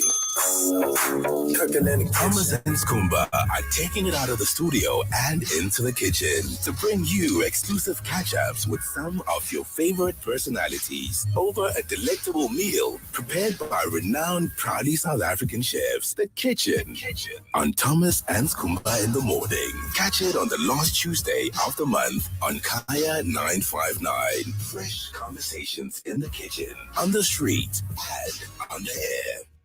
This is Kaya 959. Kaya 959. On the street. On the air. Welcome back to Kaya Drive. We're joined in the studio by Nhlanhla-LUX. If you just joined us, you can give us a shout, 08600000959 with any questions, or send us your voice notes to 0636880959. So we're speaking about the vehicle to governance, which you've expressed an interest in. Yeah. And thus far, I've been asking you questions and probing, specifically just regarding yourself and your way of thinking. Mm-hmm. So let me explain why I do that. Majority of the people who support your movement have never met you, right? They get to interact with you via platforms such as this one. Obviously, social media is another. And because they've never met you, they don't really know what it is that inspires you, and they definitely don't know what your intentions are regarding the future, right? The only way we get to identify that is through a vociferous discussion. Yeah. Because it's very easy to sit there and say all the right things. And I appreciate it. I mean, literally, you can throw a stone and everybody will tell you what's wrong with the country. Sure. What's difficult is people telling you how we fix what's wrong with the country. That's important. And furthermore, everybody understands, I guess, the issue of the underprivileged in our country. And it's very easy to then use that to achieve your own personal goals, right? And so if somebody were to sit here and say, okay, Nhlanhla, I've heard everything you've said. How do I know you are being sincere? Yeah, because I don't really talk it. Politicians generally talk, and talk is cheap. We live amongst the problems, and that's why we become part of the solution. We are not smart by any means. We are just practical and in touch with our people on the ground. So sincerity is when you're willing to walk the distance with the people that are part of that problem or in the problem. When there's no electricity, Eskom is making people suffer in townships. I also don't have electricity. When Coco has a problem, her scream reaches my house, because you all know how our houses are set up. So I'm not getting called from Houghton or Sandton or Bryanston. I'm in Soweto. I have economic opportunity personally to be anywhere I want in this country, but I chose to stay and build up my dream house in Soweto. So if you're still questioning sincerity, then we're not you personally, but we are not willing to open up for possibilities. That means we are also captured by the current status quo. Everything that's happening now is normal. All the leaders that are here now, they must hog leadership and whatever else. And when young people emerge and they're doing it so well and they've got better success stories, more success stories than all these people in suits and ties sitting in their offices and talking when it suits them. Example, the July unrest, where are all the politicians? Okay, so on that point, let me just tell you why it is that we have to question sincerity. No, it's because of our history and what we've witnessed. Fair enough. So we've seen the ANC Youth League of Nelson Mandela, right? And then we've seen what the ANC turned out to be later on. We've heard utterances from other young people who were perhaps as much of revolutionaries as you may seem to be now. And then they got in power and they changed. Some are ministers even right now. I don't need to mention names, but we've seen that. And so when you sit here and you say you're not smart by any means, I take that with a pinch of salt, and I'll tell you why, right? Even academically, at the schools that you went to, you got a scholarship. You get that via a certain aptitude. Hold on, I'm not done. All right. So you get that via a certain aptitude. Okay. You are an individual, through my interaction with you now over the last hour and a half, and also just from observing how you move, you are very calculating. You're very deliberate. Even the language that you use, right, is language that is meant to coax and make a person think a certain way. The examples you always bring up, ukoko, right? Because you know that when you use the term ukoko, it will conjure up an image in somebody's head of a woman, usually black, frail, helpless, and it will make them warm and receptive to your message. This is not by coincidence. Well, right? It is, because I don't think that deep. Okay. The problem is that people overanalyze situations. People have to be theorists. People have to, like, for example, if you're saying that I can create right now a mathematic formula for running, sprinting 100 meters, and teach it to those who don't know how to sprint, it's hard to understand. But if I'm practical and show you, we don't need that formula. Do you understand? So I'm on the practical side, you on the observing side. So you have to make your mind run that way.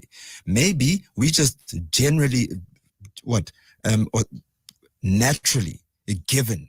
When it's your time, it's your time. When you say the right things, you say the right things. I don't have to make research. Did you see me come in here with notes? No. Have you ever seen me speak and take a mic and speak for 4 hours and reference something? No. Why? Because I live in the problems. I live amongst my communities. Physically. So when it's time for me to articulate the problems of Batwaba Hulu, it comes second nature, like this, click of a finger. So, and when you look at me like, oh shit, he's too smart. You can't use that language. But also, no. So listen, there's nothing wrong with being smart, right? There isn't. So, but what I am saying is, and you don't need notes for this, by the way, but smart people are able to identify an opportunity and also see how, even though the views of the many may align with them in the meantime, but you'll also be able to see how that can advance your own personal agenda. If there is one. There's always a personal agenda. No, there's no personal agenda. I lose more in what I do on a daily basis than gain. I lose a lot. So look at this. Okay. Look at it this way. Okay, so let's do last 2 days, for the sake of the listeners. Last 3 days, listeners, why don't you come and shadow me and come back and tell them here how much of a hard life we actually have? It is a hard life. I want no parts of it personally. You see? I wouldn't dream of it. And so, but let's not pretend. I resign every night, but let's and not get and re-employ myself every morning. True. But let's not pretend that what you're doing doesn't come with a kind of utility. Let's not pretend that for the last week you haven't been the highest trending topic, for example. Let's not pretend you weren't getting 17,000 tweets every day. Yeah. So it does come with the utility, and it does come with a certain amount of attention. For example, let me give you an example. Sure. Right? And only you will know. I mean, I'm here to pose a question. The listeners listening, and they'll decide for themselves. But only you will know. Yeah. Donald Trump, when he was running for president, that guy didn't want to be president. All he hoped for was that it would advance his profile and help him do better in business. Sure. Unfortunately for him, he won. Sure. Then he had to govern. Yeah. Sure. This has advanced your profile. This is not a lie. It's a fact. 100%. Now, whether or not it's what you meant for it to do, again, I can't tell you. Yeah. But this is why I have to question the intention. Sure. So, mine is simple. I don't have any personal ambitions around what we are doing now, around what's happening now. What I am here for is what I was here for before you knew me and everyone else. If you just put a dipstick in my consistency gauge, you'll understand how consistent we've been for the last 10 years to today. So all the difference is the cameras are now here. The people are now giving us attention. We've been running around the township and doing the best we can to advance the community ever since we were lighties in school uniforms. But now it's just blown out of proportion, and there's theories, conspiracy theories, and people are allowed to think of whatever they want to think, So when you are here and you also have a lot of questions to pose, because we also trying for the listener perhaps to also understand better, we must go as deep as we can. I do not mind all that, but we said earlier on that we need solutions. When you tell me about the fact that I'm trending on Twitter, if you listen to me speak most videos, I tell you that that's virtual. It's not real life. I'm trending on Twitter so that people with data can say Nhlanhla-LUX and type it, but the real people that I live amongst don't have the data. So where am I really trending? Where I want to be, or just on virtual? Life is not virtual, it's for real. We live a real life. We get shot for real, Sizwe.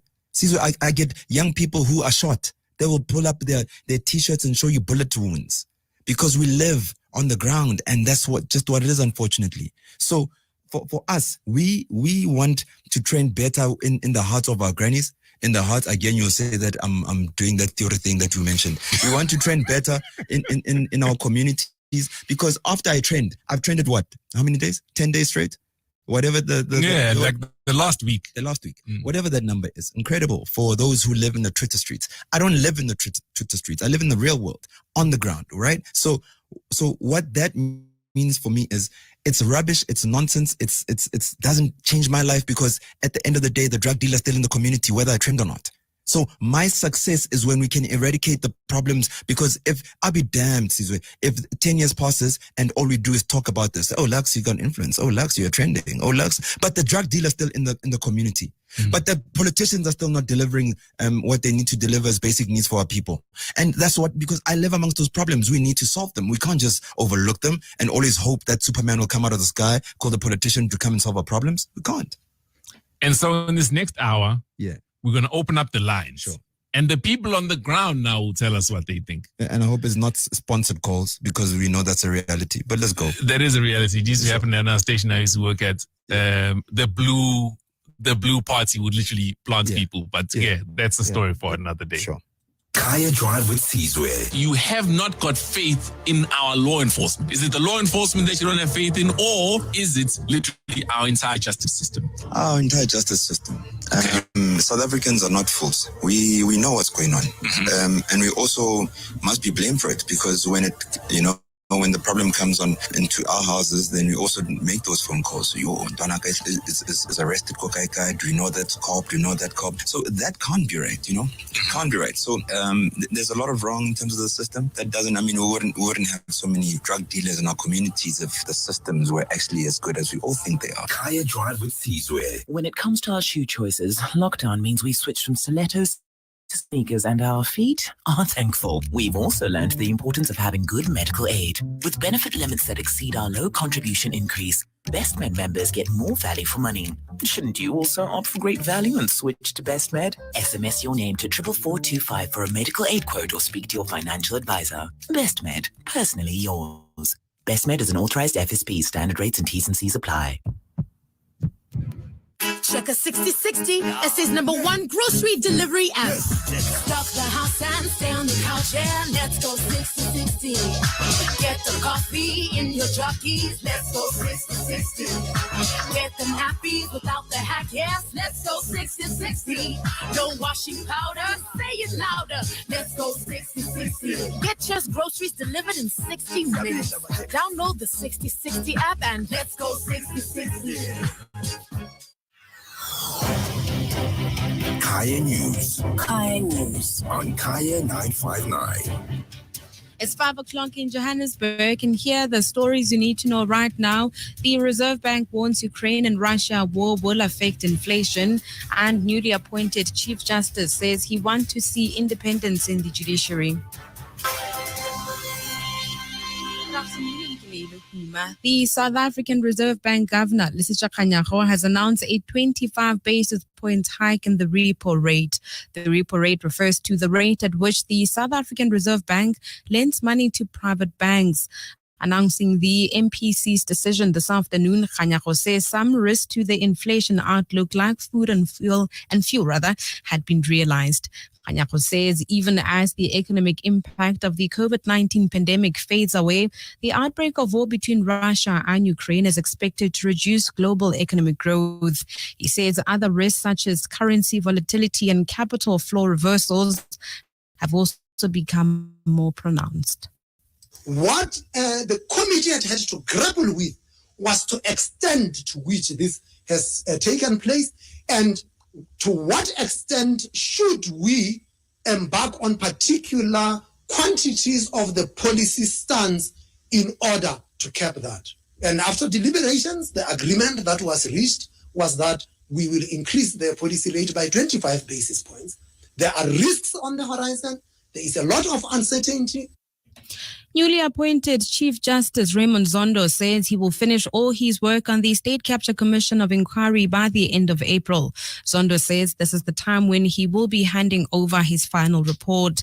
He is at the Sawa addressing the media since his appointment by President Cyril Ramaphosa.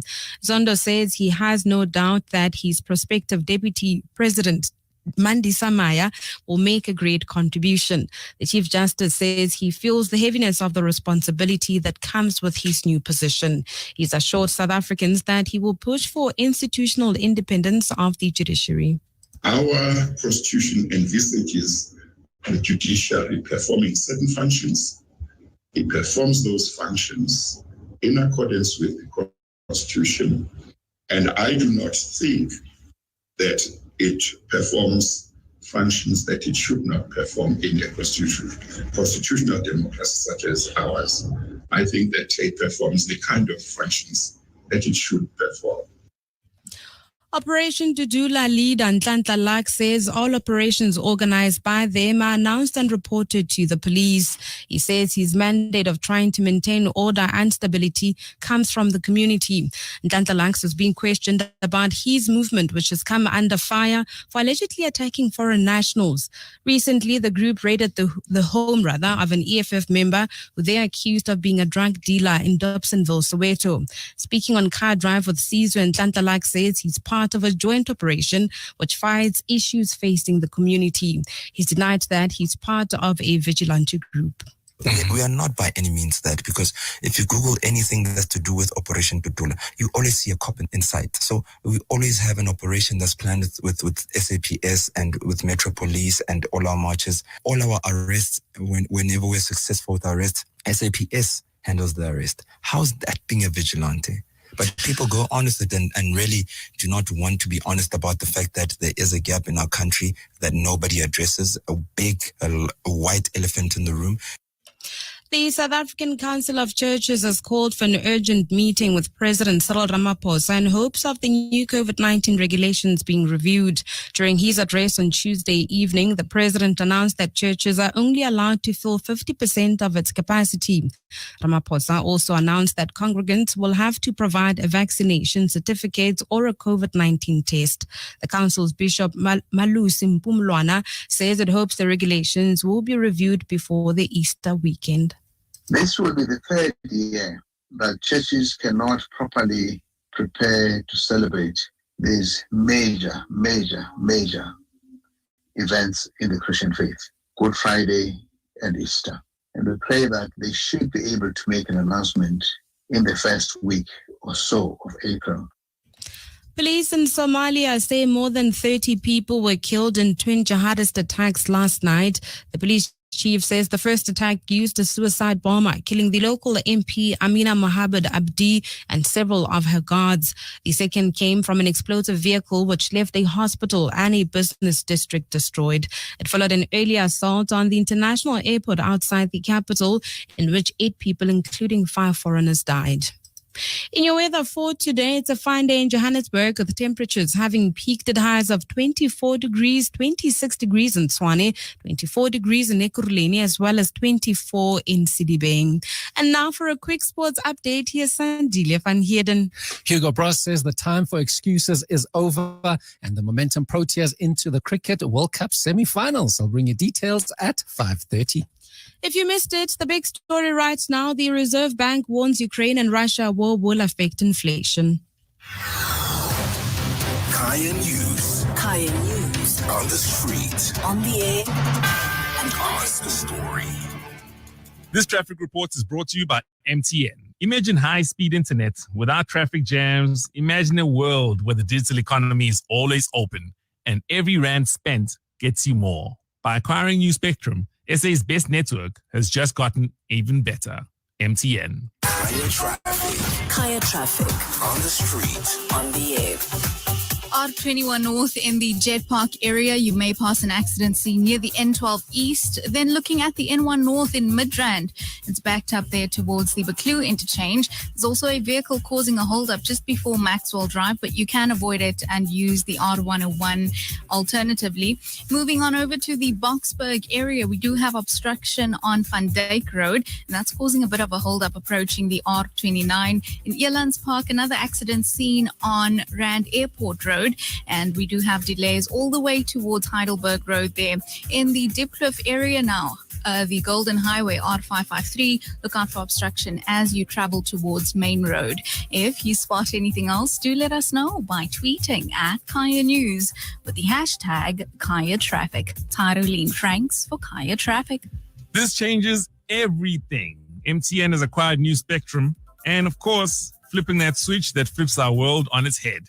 MTN can now make radical enhancements on its 5G offering, drastically increasing speeds, reducing congestion, and reaching deeper into rural and unconnected communities. Imagine a world where the digital economy is always open for business, where every rand spent gets you more than ever before, and the internet never runs, basically just runs faster all day for you. SA's best network just got even better. It's MTN. Kaya 959. Kaya 959. Kaya 959. This is Kaya Drive. We're on the streets, we're on the air, we everywhere, smash into you. In studio, chilling with the one and only Nhlanhla-LUX. Now, Nhlanhla, let me tell you something. Yeah.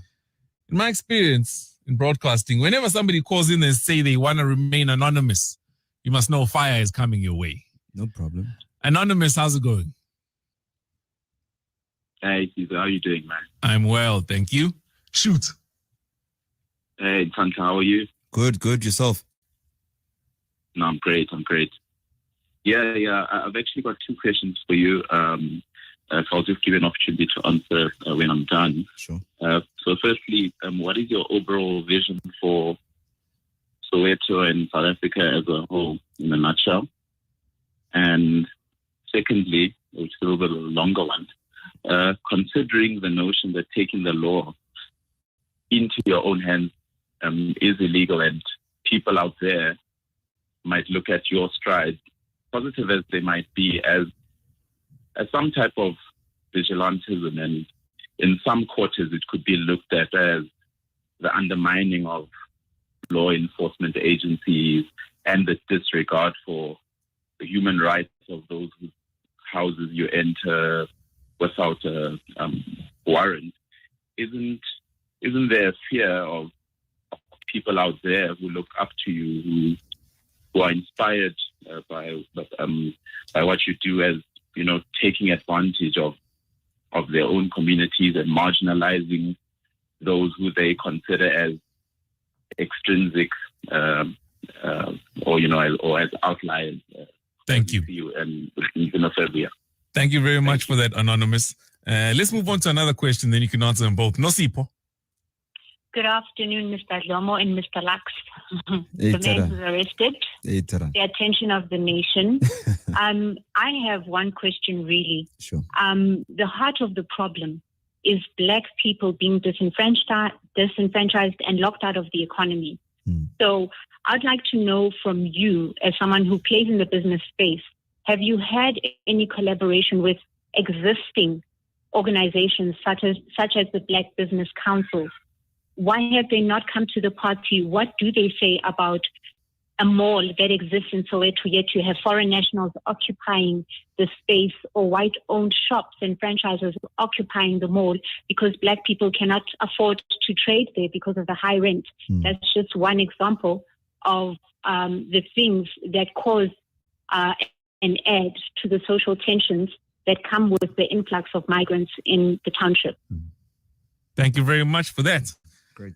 So you can answer sequentially. Yeah, look, overall vision for Soweto is that Sowetans need to be in a position where we've got economic opportunity, political opportunity, and service delivery around that political space happening, basic services delivered to our people.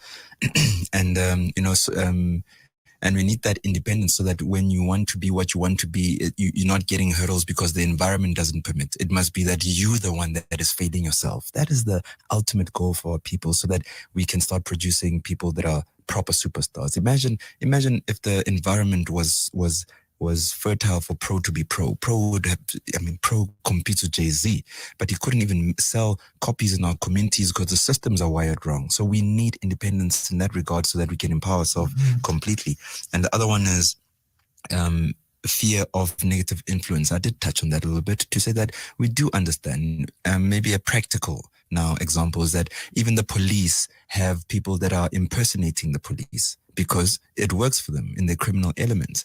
People impersonate us. But do we then cancel the entire South African police service because we've got a group of people that are doing it wrong and doing it illegal? We don't. We just catch them if they're criminals, put them in jail. If they're people who are doing things right, but except they don't know how to actually do it properly, we educate them like we are currently doing with many communities, so that the country can move forward together. We don't have interest in hogging this position of power. Black Business Council, human rights. Look, let's speak more about human rights. It's for the drugs in our communities to be as bad as they are. Kids are dying left, right, and center. For people not to have electricity in Black communities. In Soweto, there's a community more than 2 years without electricity right now. And people have the right to electricity. It's a basic human right. But where is human rights to fight for South Africans? Unless this human right is fighting for some humans and not all humans. When South Africans rise, xenophobic. So let's move on. We've got some voice notes as well, and we need to get through all of this. So let's move on. Sure. Good day. I would like to know from this guy, Nhlanhla-LUX, why is he directing his anger towards the EFF and continuously mentioning Julius Malema? Taking all these issues to him when the governing party, it is the ANC, because people voted the ANC into power. It is the ANC that is in government. It does not make a mistake of mentioning the ANC. Now that that's been brought up, just hold that thought. Let me play another voice note. Paul Gayton McKinn from the Patriotic Alliance seems to have the same mandate as you, Nhlanhla-LUX, and the Soweto Parliament. Would you ever consider working with him just to make South Africa a better place? Thanks. And so maybe just to tie those two questions together. Yeah.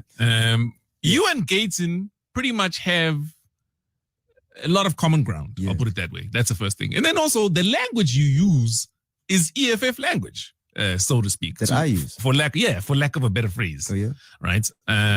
So let me say you guys speak from the same mouth. Your actions obviously are very different. Okay. Right? Okay. And so I can see how the three of you guys would actually work well, because dare I even say the people that support Operation Tutula, some of those people are EFF supporters. Oh, big ones. So for me, it does seem a bit jarring when you see the party cannibalizing on its own following. But also, that's not a question for you. I'd ask them that. Yeah. So if I want to speak to EFF, I'll speak to them about that. Sure.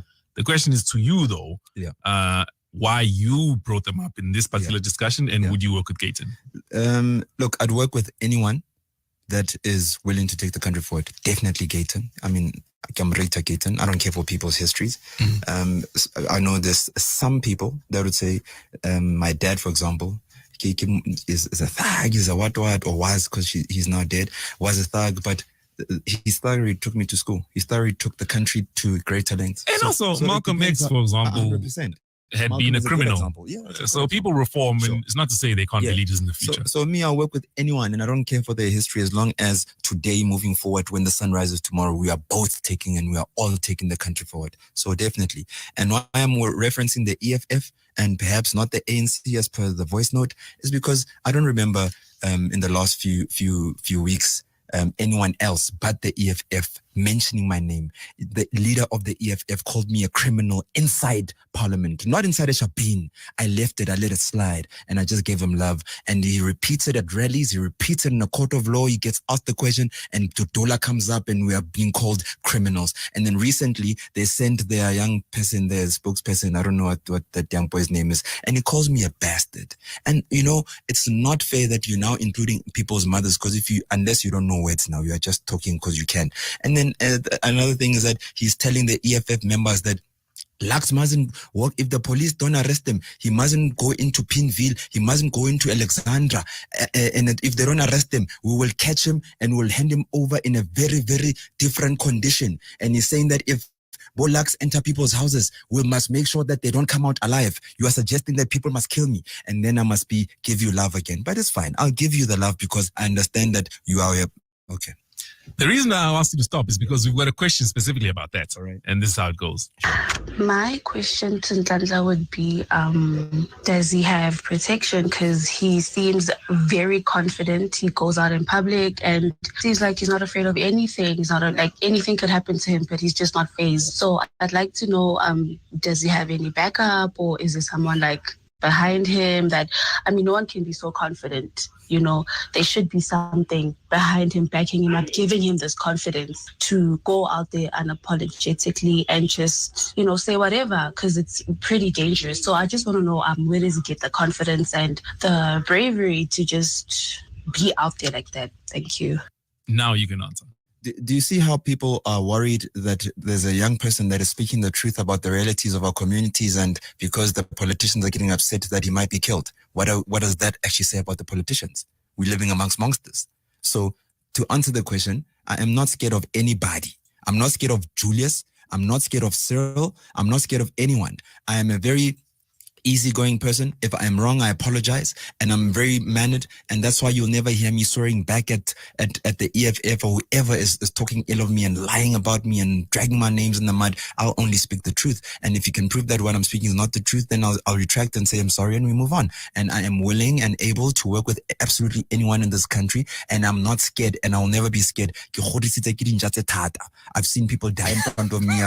I'm telling you, I've seen people die in front of me. I've seen people getting shot in front of me. I've tried saving lives and I couldn't. People dying in my hands. So I am conditioned to be this person. If I am going to die, so are you, by the way. It doesn't matter how we die. If it means that the politicians must kill me, so be it. But they must never take the glory if they do kill me. They must know that it was God's timing and my ancestors' timing and not theirs. You can shoot me 100 times or 2,000 times if my ancestors say that I'm not dying on that day, I'm not dying. And I'll come back like 50 cents came back and resell you what you used to sell to us. And that's it. Okay. Let's hold it right there. And also, there's no need for anybody to die. No problem. That was the question. Yeah. Around the fear and death. Come on. Okay. I have to answer it. No, it's fine. We'll be right back. Kaya Traffic. On the street. On the air. In the Joburg CBD, we have reports of a stationary truck on Village and Ilo streets. That's adding pressure towards the M2 East. We also have roadworks underway in that area as well. Officers are on scene to divert traffic, but I'd suggest you avoid it altogether. Now, moving on over to Bedford View, you may pass a stationary vehicle just before the Galulis interchange. That's along the R24 West. Moving through the Jet Park area, R21 North, there's been an accident near the N12 East. Then if you're headed to Dipkloof this afternoon, we do have obstruction along the Golden Highway. That's towards Main Road. We also have a bit of a hold-up in the Alberton area. Slow-moving traffic, particularly along Swartkoppies Road as you approach the R59. In Midrand, N1 North, we still have slow-moving traffic in that area towards the Buccleuch interchange, and that's due to an earlier incident, but you can use the R101. If you spot anything else, do let us know by tweeting at Kaya News with the hashtag Kaya Traffic. Tyroline Franks for Kaya Traffic. Kaya Drive with Sizwe. We've got a guest in studio, Nhlanhla-LUX. How did Operation Dudula begin? And maybe you can tell us about Soweto Parliament as a whole. Look, Soweto Parliament is a platform that we put together that is non-political. Because, growing up in a township, as soon as you have confidence to challenge anything that's a social ill or anything that's to do the community, everybody has an appetite for politics, to be honest with you. We created Soweto Parliament so that we can do three things in our township. We can have political accountability, which also includes holding the law enforcement accountable for the development of the township. Operation Dudula is a platform where military veterans from all vets from Abla MK came together, and the community, came together and said that some of the social ills, there's violent crimes, some things the ordinary person can't do, can't challenge in the communities. It's literally Dudula, meaning to eradicate all our social ills and anything that is a problem in our communities that we feel that we don't have any avenue that we can reach out to. Kaya Drive with Sizwe. Kaya 959. Kaya 959. Kaya 959. On the street. On the air. If you are still with us, we are with Nhlanhla-LUX in studio. If you just joined us, well, you are very late because the show is about to end in 30 minutes. Be that as it may, you can still give us a call and ask us whatever questions you'd like to ask. 086 00959. Lindy, well, thank you very much for holding. What's your question? Hi. Mine is actually a comment. Mm-hmm. First of all, in my opinion, I believe that the agenda and objective of Operation Dudula is being intentionally and conveniently distorted by those that are benefiting from the chaos that is happening in the country due to illegal immigrants coming in, whether black or white, coming in and committing all these heinous crimes. And what perplexes me is that the justice system and the police system, they know what's going on the ground. It's so funny that our own South African people want to now protect all these illegal activities, all in the name of wanting to brandish the Operation Dudula as vigilantism. And I find it to be so convenient for those political leaders also, which was more embarrassing for me on my part, when our own political leaders were actually protecting all these illegal activities. So are South Africans meant or supposed to sit and be quiet when they are being illegally invaded in their own country, mistreated, and crimes being committed against them? Are we supposed to now sit and watch and just let everything go being destroyed? What's going to happen to our children's future? If we as Africans are not supposed to stand up for our own and fight for our own and protect for our own, who should then? If the government that is in charge is failing us. When I say government, I mean every political party that is representing us in parliament. So what is expected of South Africans? Are we supposed to just sit and take it? Thank you very much for that comment, Lindy. Chantel, in Limpopo. Chantel? Hi, how are you? We well, thanks. How are you? Okay, so another question I have. Hello. Oh, yes. Go ahead. Go ahead with the question. Okay, the question I have on something like this: how sure is he already illegal immigrants still are the dealing back to Zimbabwe after our story? How sure is he that Adi Ababui? That is the question that I want to ask. Okay, thank you very much. Maybe let's take one more, just because the one wasn't a question, it was actually a comment. Sizwe in Rudaport. Okay, hi. Lux, how's it? Hey, Tara. All right. I've got like 3 questions. I'll be short. Please be very short. So We literally I have wanna 30 know- seconds. Okay, cool. I want to know why Operation Dudula is only targeting like people, like on black people, and not Chinese and Somalians. And another issue is that he always talks about his dad doing crime. Is like he's like glorifying crime.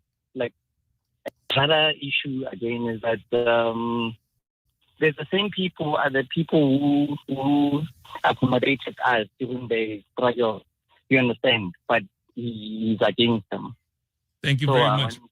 Yeah. Thank you very much for that season, Rudapot. Nhlanhla, you can go. Look, when Sizwe asks me about my dad and says, and I know that your dad, had a history, what must I do? Lie to protect the fact that he was a criminal. My dad was a criminal in the apartheid times. Why must I lie? I must tell you the truth about my situation and my history, and that's it. And how you take it has very little to do with me.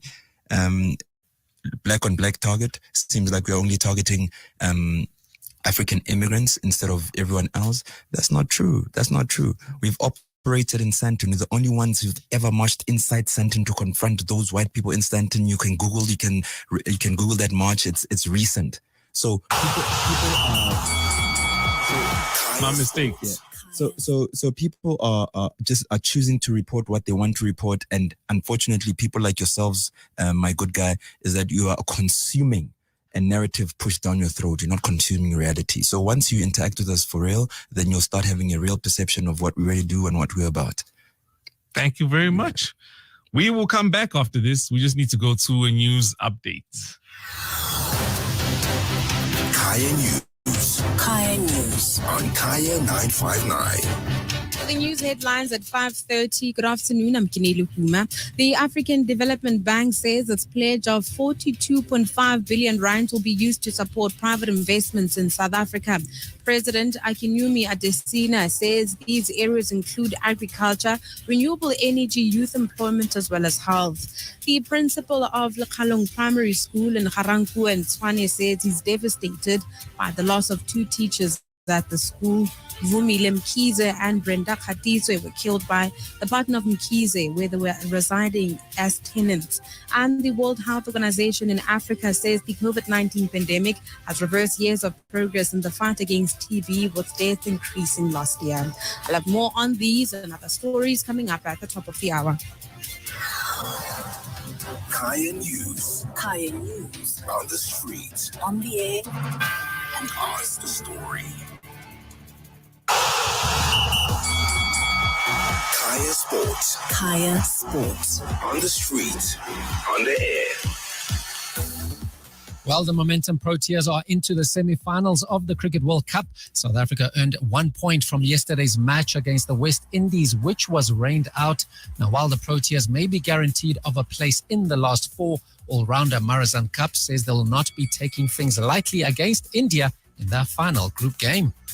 I believe momentum is really big moving into the last stages of the competition, and you would like to have probably your players that's going to play in the semi-final have a head out and have a bowl. Yes, you'll like to have people being fresh, but I think if you're going to ask our bowlers if they would like a rest, they'll probably tell you no. So yeah, I don't know personally what's going to happen, what selection is going to look like, but I believe we'll still go in with our strongest 11.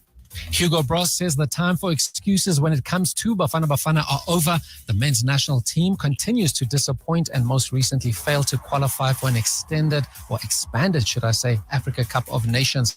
Bross says they need to qualify for top events, and he's hoping friendlies against the likes of France will help raise the standard. We have to go to Ivory Coast next year. We have to be present on AFCON. And therefore I hope that the games we are playing now will give us what we expected. And then I'm sure that we will be stronger for the qualifiers for AFCON, and that we will be there next year in June in Ivory Coast to play AFCON, because this team needs that kind of tournament. And now that lockdown restrictions have been relaxed even further, when are we most likely to see fans back at PSL games? With the biggest support base in the country, Kaizer Chiefs are one of the teams that will most likely be looking forward to seeing fans back in the stands. Keegan Dolly recently put the team's dip in form down to the lack of supporters, something Coach Stuart Baxter only partially agrees with. I don't think we should say we're only a good team if we've got our fans. We should want to play for our fans anyway. I think it's a tragedy that the fans are not in the stadiums. I do, honestly. But at the same time, that's maybe a little bit selfish of us because we know we get great support. But I think we should still have that motivation. He's right in terms of the opponents probably enjoy the game more coming to an empty FNB on a beautiful pitch on a beautiful evening and can play quite relaxed. He's probably correct on that. And finally, Benny McCarthy admits AmaZulu have been well below par this season. Usuthu are struggling to emulate the heroics from the last campaign, which saw them finish second in the DSTV Premiership table. The KwaZulu-Natal outfit are on their way out of the CAF Champions League and currently occupy 9th spot in the domestic league. McCarthy says that problem started even before the campaign began.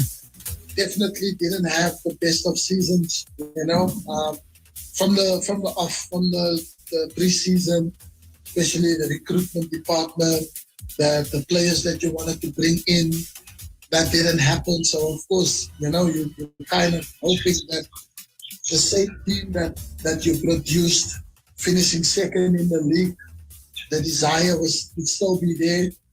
It's been mediocre. And that's where we leave your sports for today. Morena Mutupi will bring you more with Thomas and Skumba in the morning. Sandy van Heerden with your Kaya Sports. Thank you very much for that, Sandman. And so going back into the questions, because we've got a lot. Kaya Drive with Sizwe. On Kaya 959. On the street. On the air. If you just joined us in studio, we have Nhlanhla-LUX as a guest. And Nonkululeko has got a question. Sawubona babazoma, sawubona babzamini. Mine is actually a comment. As a resident of Dobsonville, I do know that there's a lot of houses there that do sell drugs, including the hostel. So for me, it was also a surprise to also see some of the community members protecting those people that are selling drugs. And also as a traditional healer, I'm like you, Butlaks, who also wiped inyembezi zabantu abadala uma bengena emsamo bakhala yo gogo angazi ukuthi ngenze njani lo mntana udla ama-drugs. Nathi asinayo imithi yokuyekisa labantwana ama-drugs, but we do need people like Nhlanhla-LUX that can fight for these kids, because we've seen these people abathengisa ama-drugs being taken ngama-police vans, but tomorrow morning ukhona children also sebamile efensini bazothenga wona ama-drugs futhi. So for me, I'm saying to Dula, go on. Thank you very much for that. We've got another voice note. Hi, Sizwe. I have one question for Nhlanhla-LUX there. My question is in this way. There have been people who have been accusing Nhlanhla-LUX and as well Operation Dudula to say this is just a project, funded by white people, your white monopoly capitals have funded this thing of Operation Dudula. I just want to know the side of the story from Nhlanhla-LUX. What is he saying about those accusations? And maybe to understand something ideologically, what are his ideals, Nhlanhla-LUX, as an individual? Does he believe on the left, on the right, on the center, socialism, capitalism? Where does he stand? I'm not sure if it makes sense, but that's my question to Nhlanhla-LUX. Thank you. And just to add to that, Nhlanhla, maybe you can just tell us how Operation Dudula is funded. I know you've always said it's self-funded. What does that mean exactly? Operation Dudula sells t-shirts to members, and the members also create funds, rakazata, which means that we contribute money for certain projects. If as a community we are going, this also, by the way, includes sort of parliament and the like. So when we go to Megawatt Park for electricity, as an example, we say the bus is 1,000 rand to get there, and there's more than 1,000 people in the community who's affected by the problem. We all chip in money to get there. And often we always, at most, people will be asked to chip in 50 rand or 100 rand, and it goes directly to the means of getting us there and coming back. So, rakazata.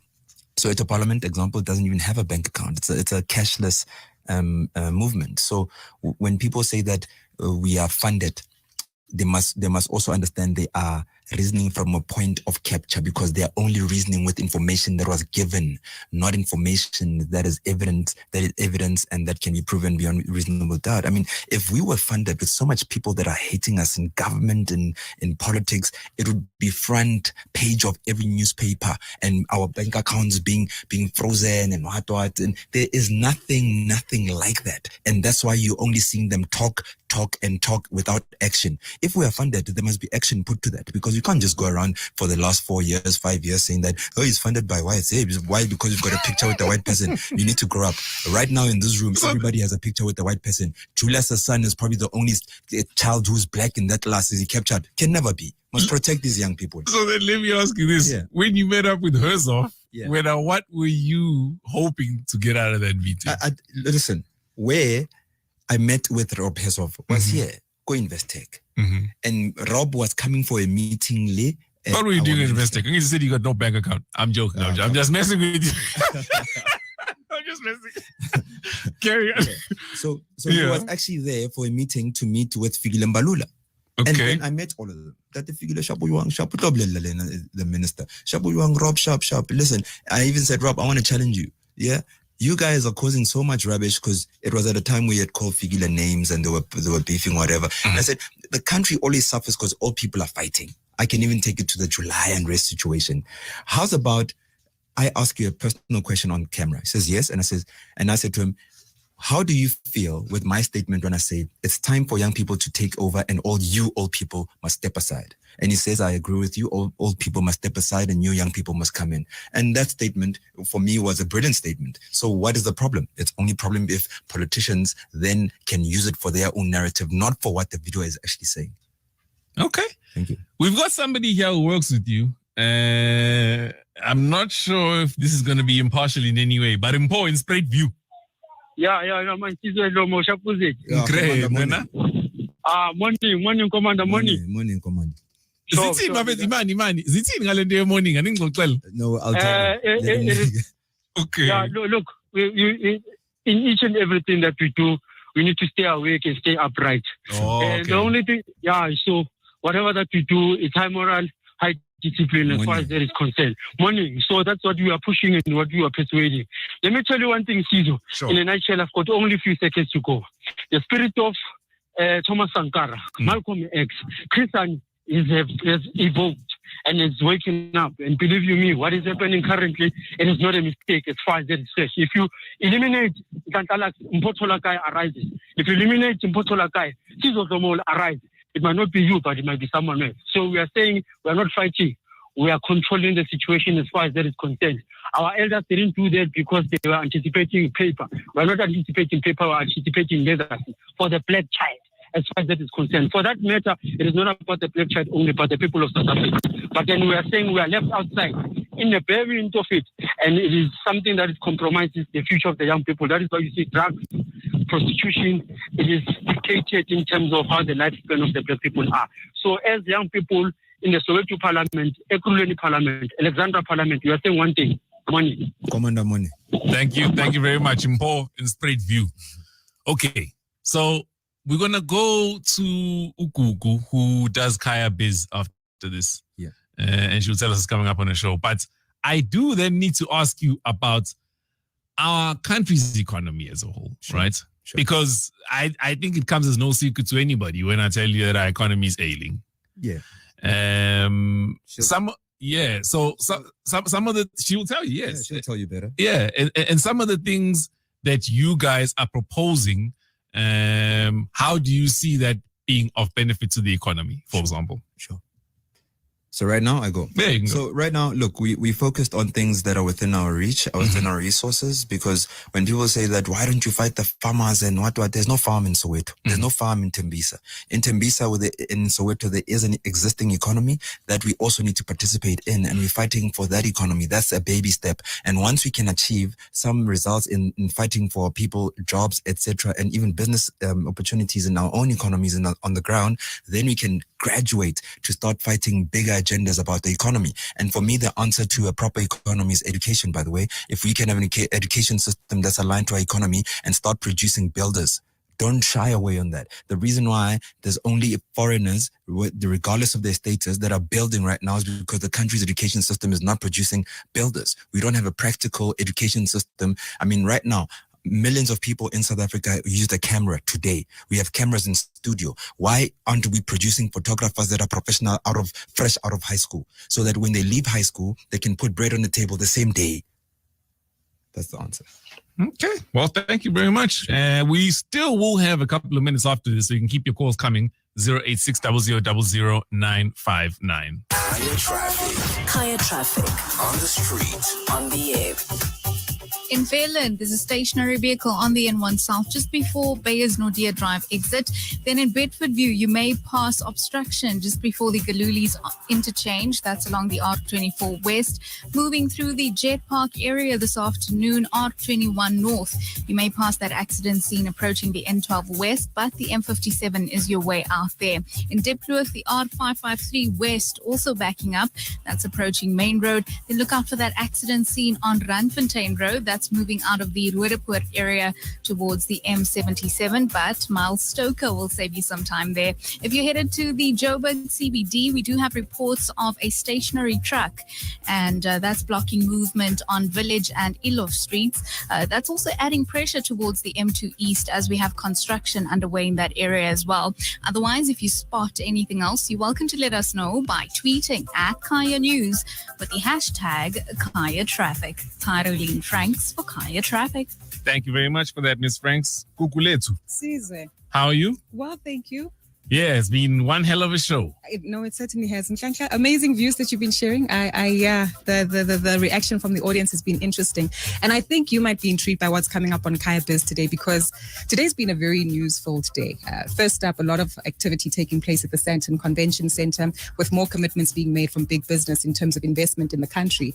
But if you also take a look at the MPC announcement that took place today, interest rates going up, I guess it just highlights the dichotomy, right, of the economy that we focus on, where there's big money coming in from big businesses, but it's not filtering through on the ground to alleviate pressures such as unemployment, of course, job creation, and exactly what you mentioned in terms of having a skills-based economy. You know, we're well aware that we have certain institutions, but production of skills, an adequate workforce is just not enough. I'm taking over your show now. It's okay. And I'm keen to get your views. I think, and I'm not sure if this has been addressed, but going back to the link between big business and the people on the ground, you illustrated that last year during the looting process, right? With the protection of Maponya Mall. And as you call for, I guess, increased economic participation of Sowetans, of people from various townships to participate in the economy, what conversations should we be having as Nhlanhla-LUX, as Kuku from Soweto, as Sizwe from Umlazi, should we be having with big business to make sure that their investment through shopping centers and other retail outlets in our townships do translate to actual growth, actual entrepreneurship development, and of course, increased job creation for us as locals. Because it's one thing to work for the stores, but it's a whole different conversation to make sure that we're part of that economic ecosystem. Yes, and it's also another thing that we're not forcefully just working because we're just black and we happen to be from Middlelands or from the group. But that's why that education element is important, because then you're bringing in Nhlanhla-LUX who is competent in working, so that when we do give them the job, we know that the economy doesn't suffer, because we can eliminate 1,000 people who we think are not supposed to be in the economy, and we add people from Soweto, but the economy suffers, then ultimately we suffer and everybody else suffers. So for me, that education thing is important, and what you're saying is more than important. It starts with dialogue. If we can start getting the ordinary people in Soweto to be talking about economics, but at a level that is easily consumable and doesn't seem to be scary because the words are big, and we do live in a society that is not educated as far as it should be, at least. And that's what scares a lot of people. Your economics. So we should run away from that and start introducing a new culture that will benefit the people coming after us. Because we always come up with new cultures, whether it's economics, it's politics, it's social. The culture is there to benefit us today, and tomorrow it dies. That's why things are not timeless. But in economics, people like you who have mastered the field, you need to help us speak about it. right? Yeah, we do. And even in street corners when we're just chilling as my gents, we should talk about it. Guys, what's the rand to dollar today? What can we do about it? It must be a normal conversation. It's a very abnormal conversation, and we need to come together, unite, and find ways of making sure that it's a norm, so that tomorrow's children, we can condition them better, because you and I were not conditioned better. Yeah. Quick one. Another one on consumption behavior. Yeah, I'm doing that exactly. Because we always go black professionals, your views on black professionals, because we're well aware weekends we go back. We're at the car wash, we're at the Chisanyama. People must see my car and my accolades, but surely there's some kind of role and responsibility we can play there. Yeah, look, Konka, and I love Kutlana, by the way. Look, whether there's a problem with Konka, I'll be there. It doesn't matter time of day to protect the businesses in my community. But Konka parking lot is full. But when it comes to business, to community issues, those people that show up at Konka are not at our community meetings. And we're discussing real economic issues, because we talk about the business and job opportunities in the community. They are not there.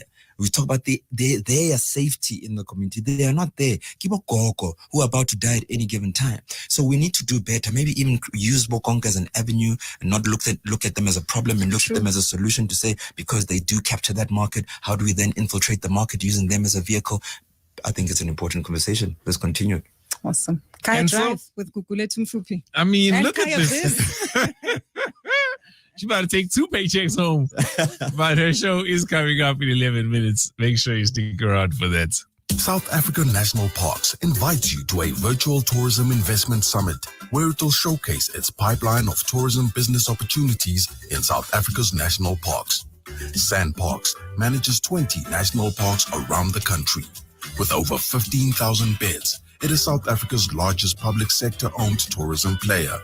In the last 20 years, SANParks has developed a private-public partnership portfolio of 60 tourism projects ranging from accommodation, retail, restaurants, and activities. Join the SANParks Virtual Tourism Investment Summit on 31st March 2022 to learn more about the diverse investment opportunities available. Visit sandparks.org and register. Hunting for the best savings this Easter? Checkers brings you over 1,000 deals every day. Like 120 grams Simba chips, all variants, any two for 26 Rand. Save 12 Rand. 400 grams Yum Yum Smooth or Crunchy Peanut Butter for 27.99 each. And 1 kg Parmalat Yogurt, all variants, any two for 50 Rand. Save 17%. The hunt for the best savings ends here. Valid until this Sunday at Checkers and Checkers Hyper. These are stories you need to know today. President Cyril Ramaphosa says government is working to bring new electricity generation capacity online as soon as possible. The Gauteng Health Department says plans are in place to improve the identification of unclaimed and unidentified bodies at public mortuaries. It's a sad and somber mood here at the home of a friend of one of the colleagues who was killed. Then we know now they both died, and the perpetrator allegedly shot himself. Kaya News, bringing you your stories on the air as they unfold on the street. And on kaya959.co.za. I'm your friend now, I'm your friend now. More of your jams. You look amazing. More of your jams. Kaya. 959. On the street. On the air.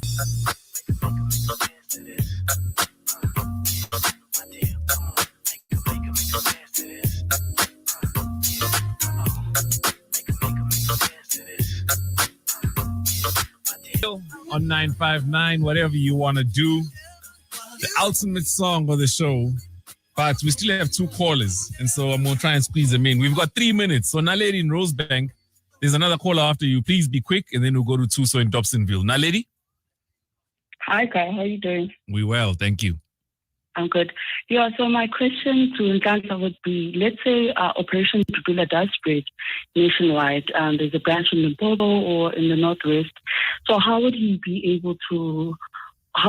and his core team be able to control how far the leaders or the people of those different branches go?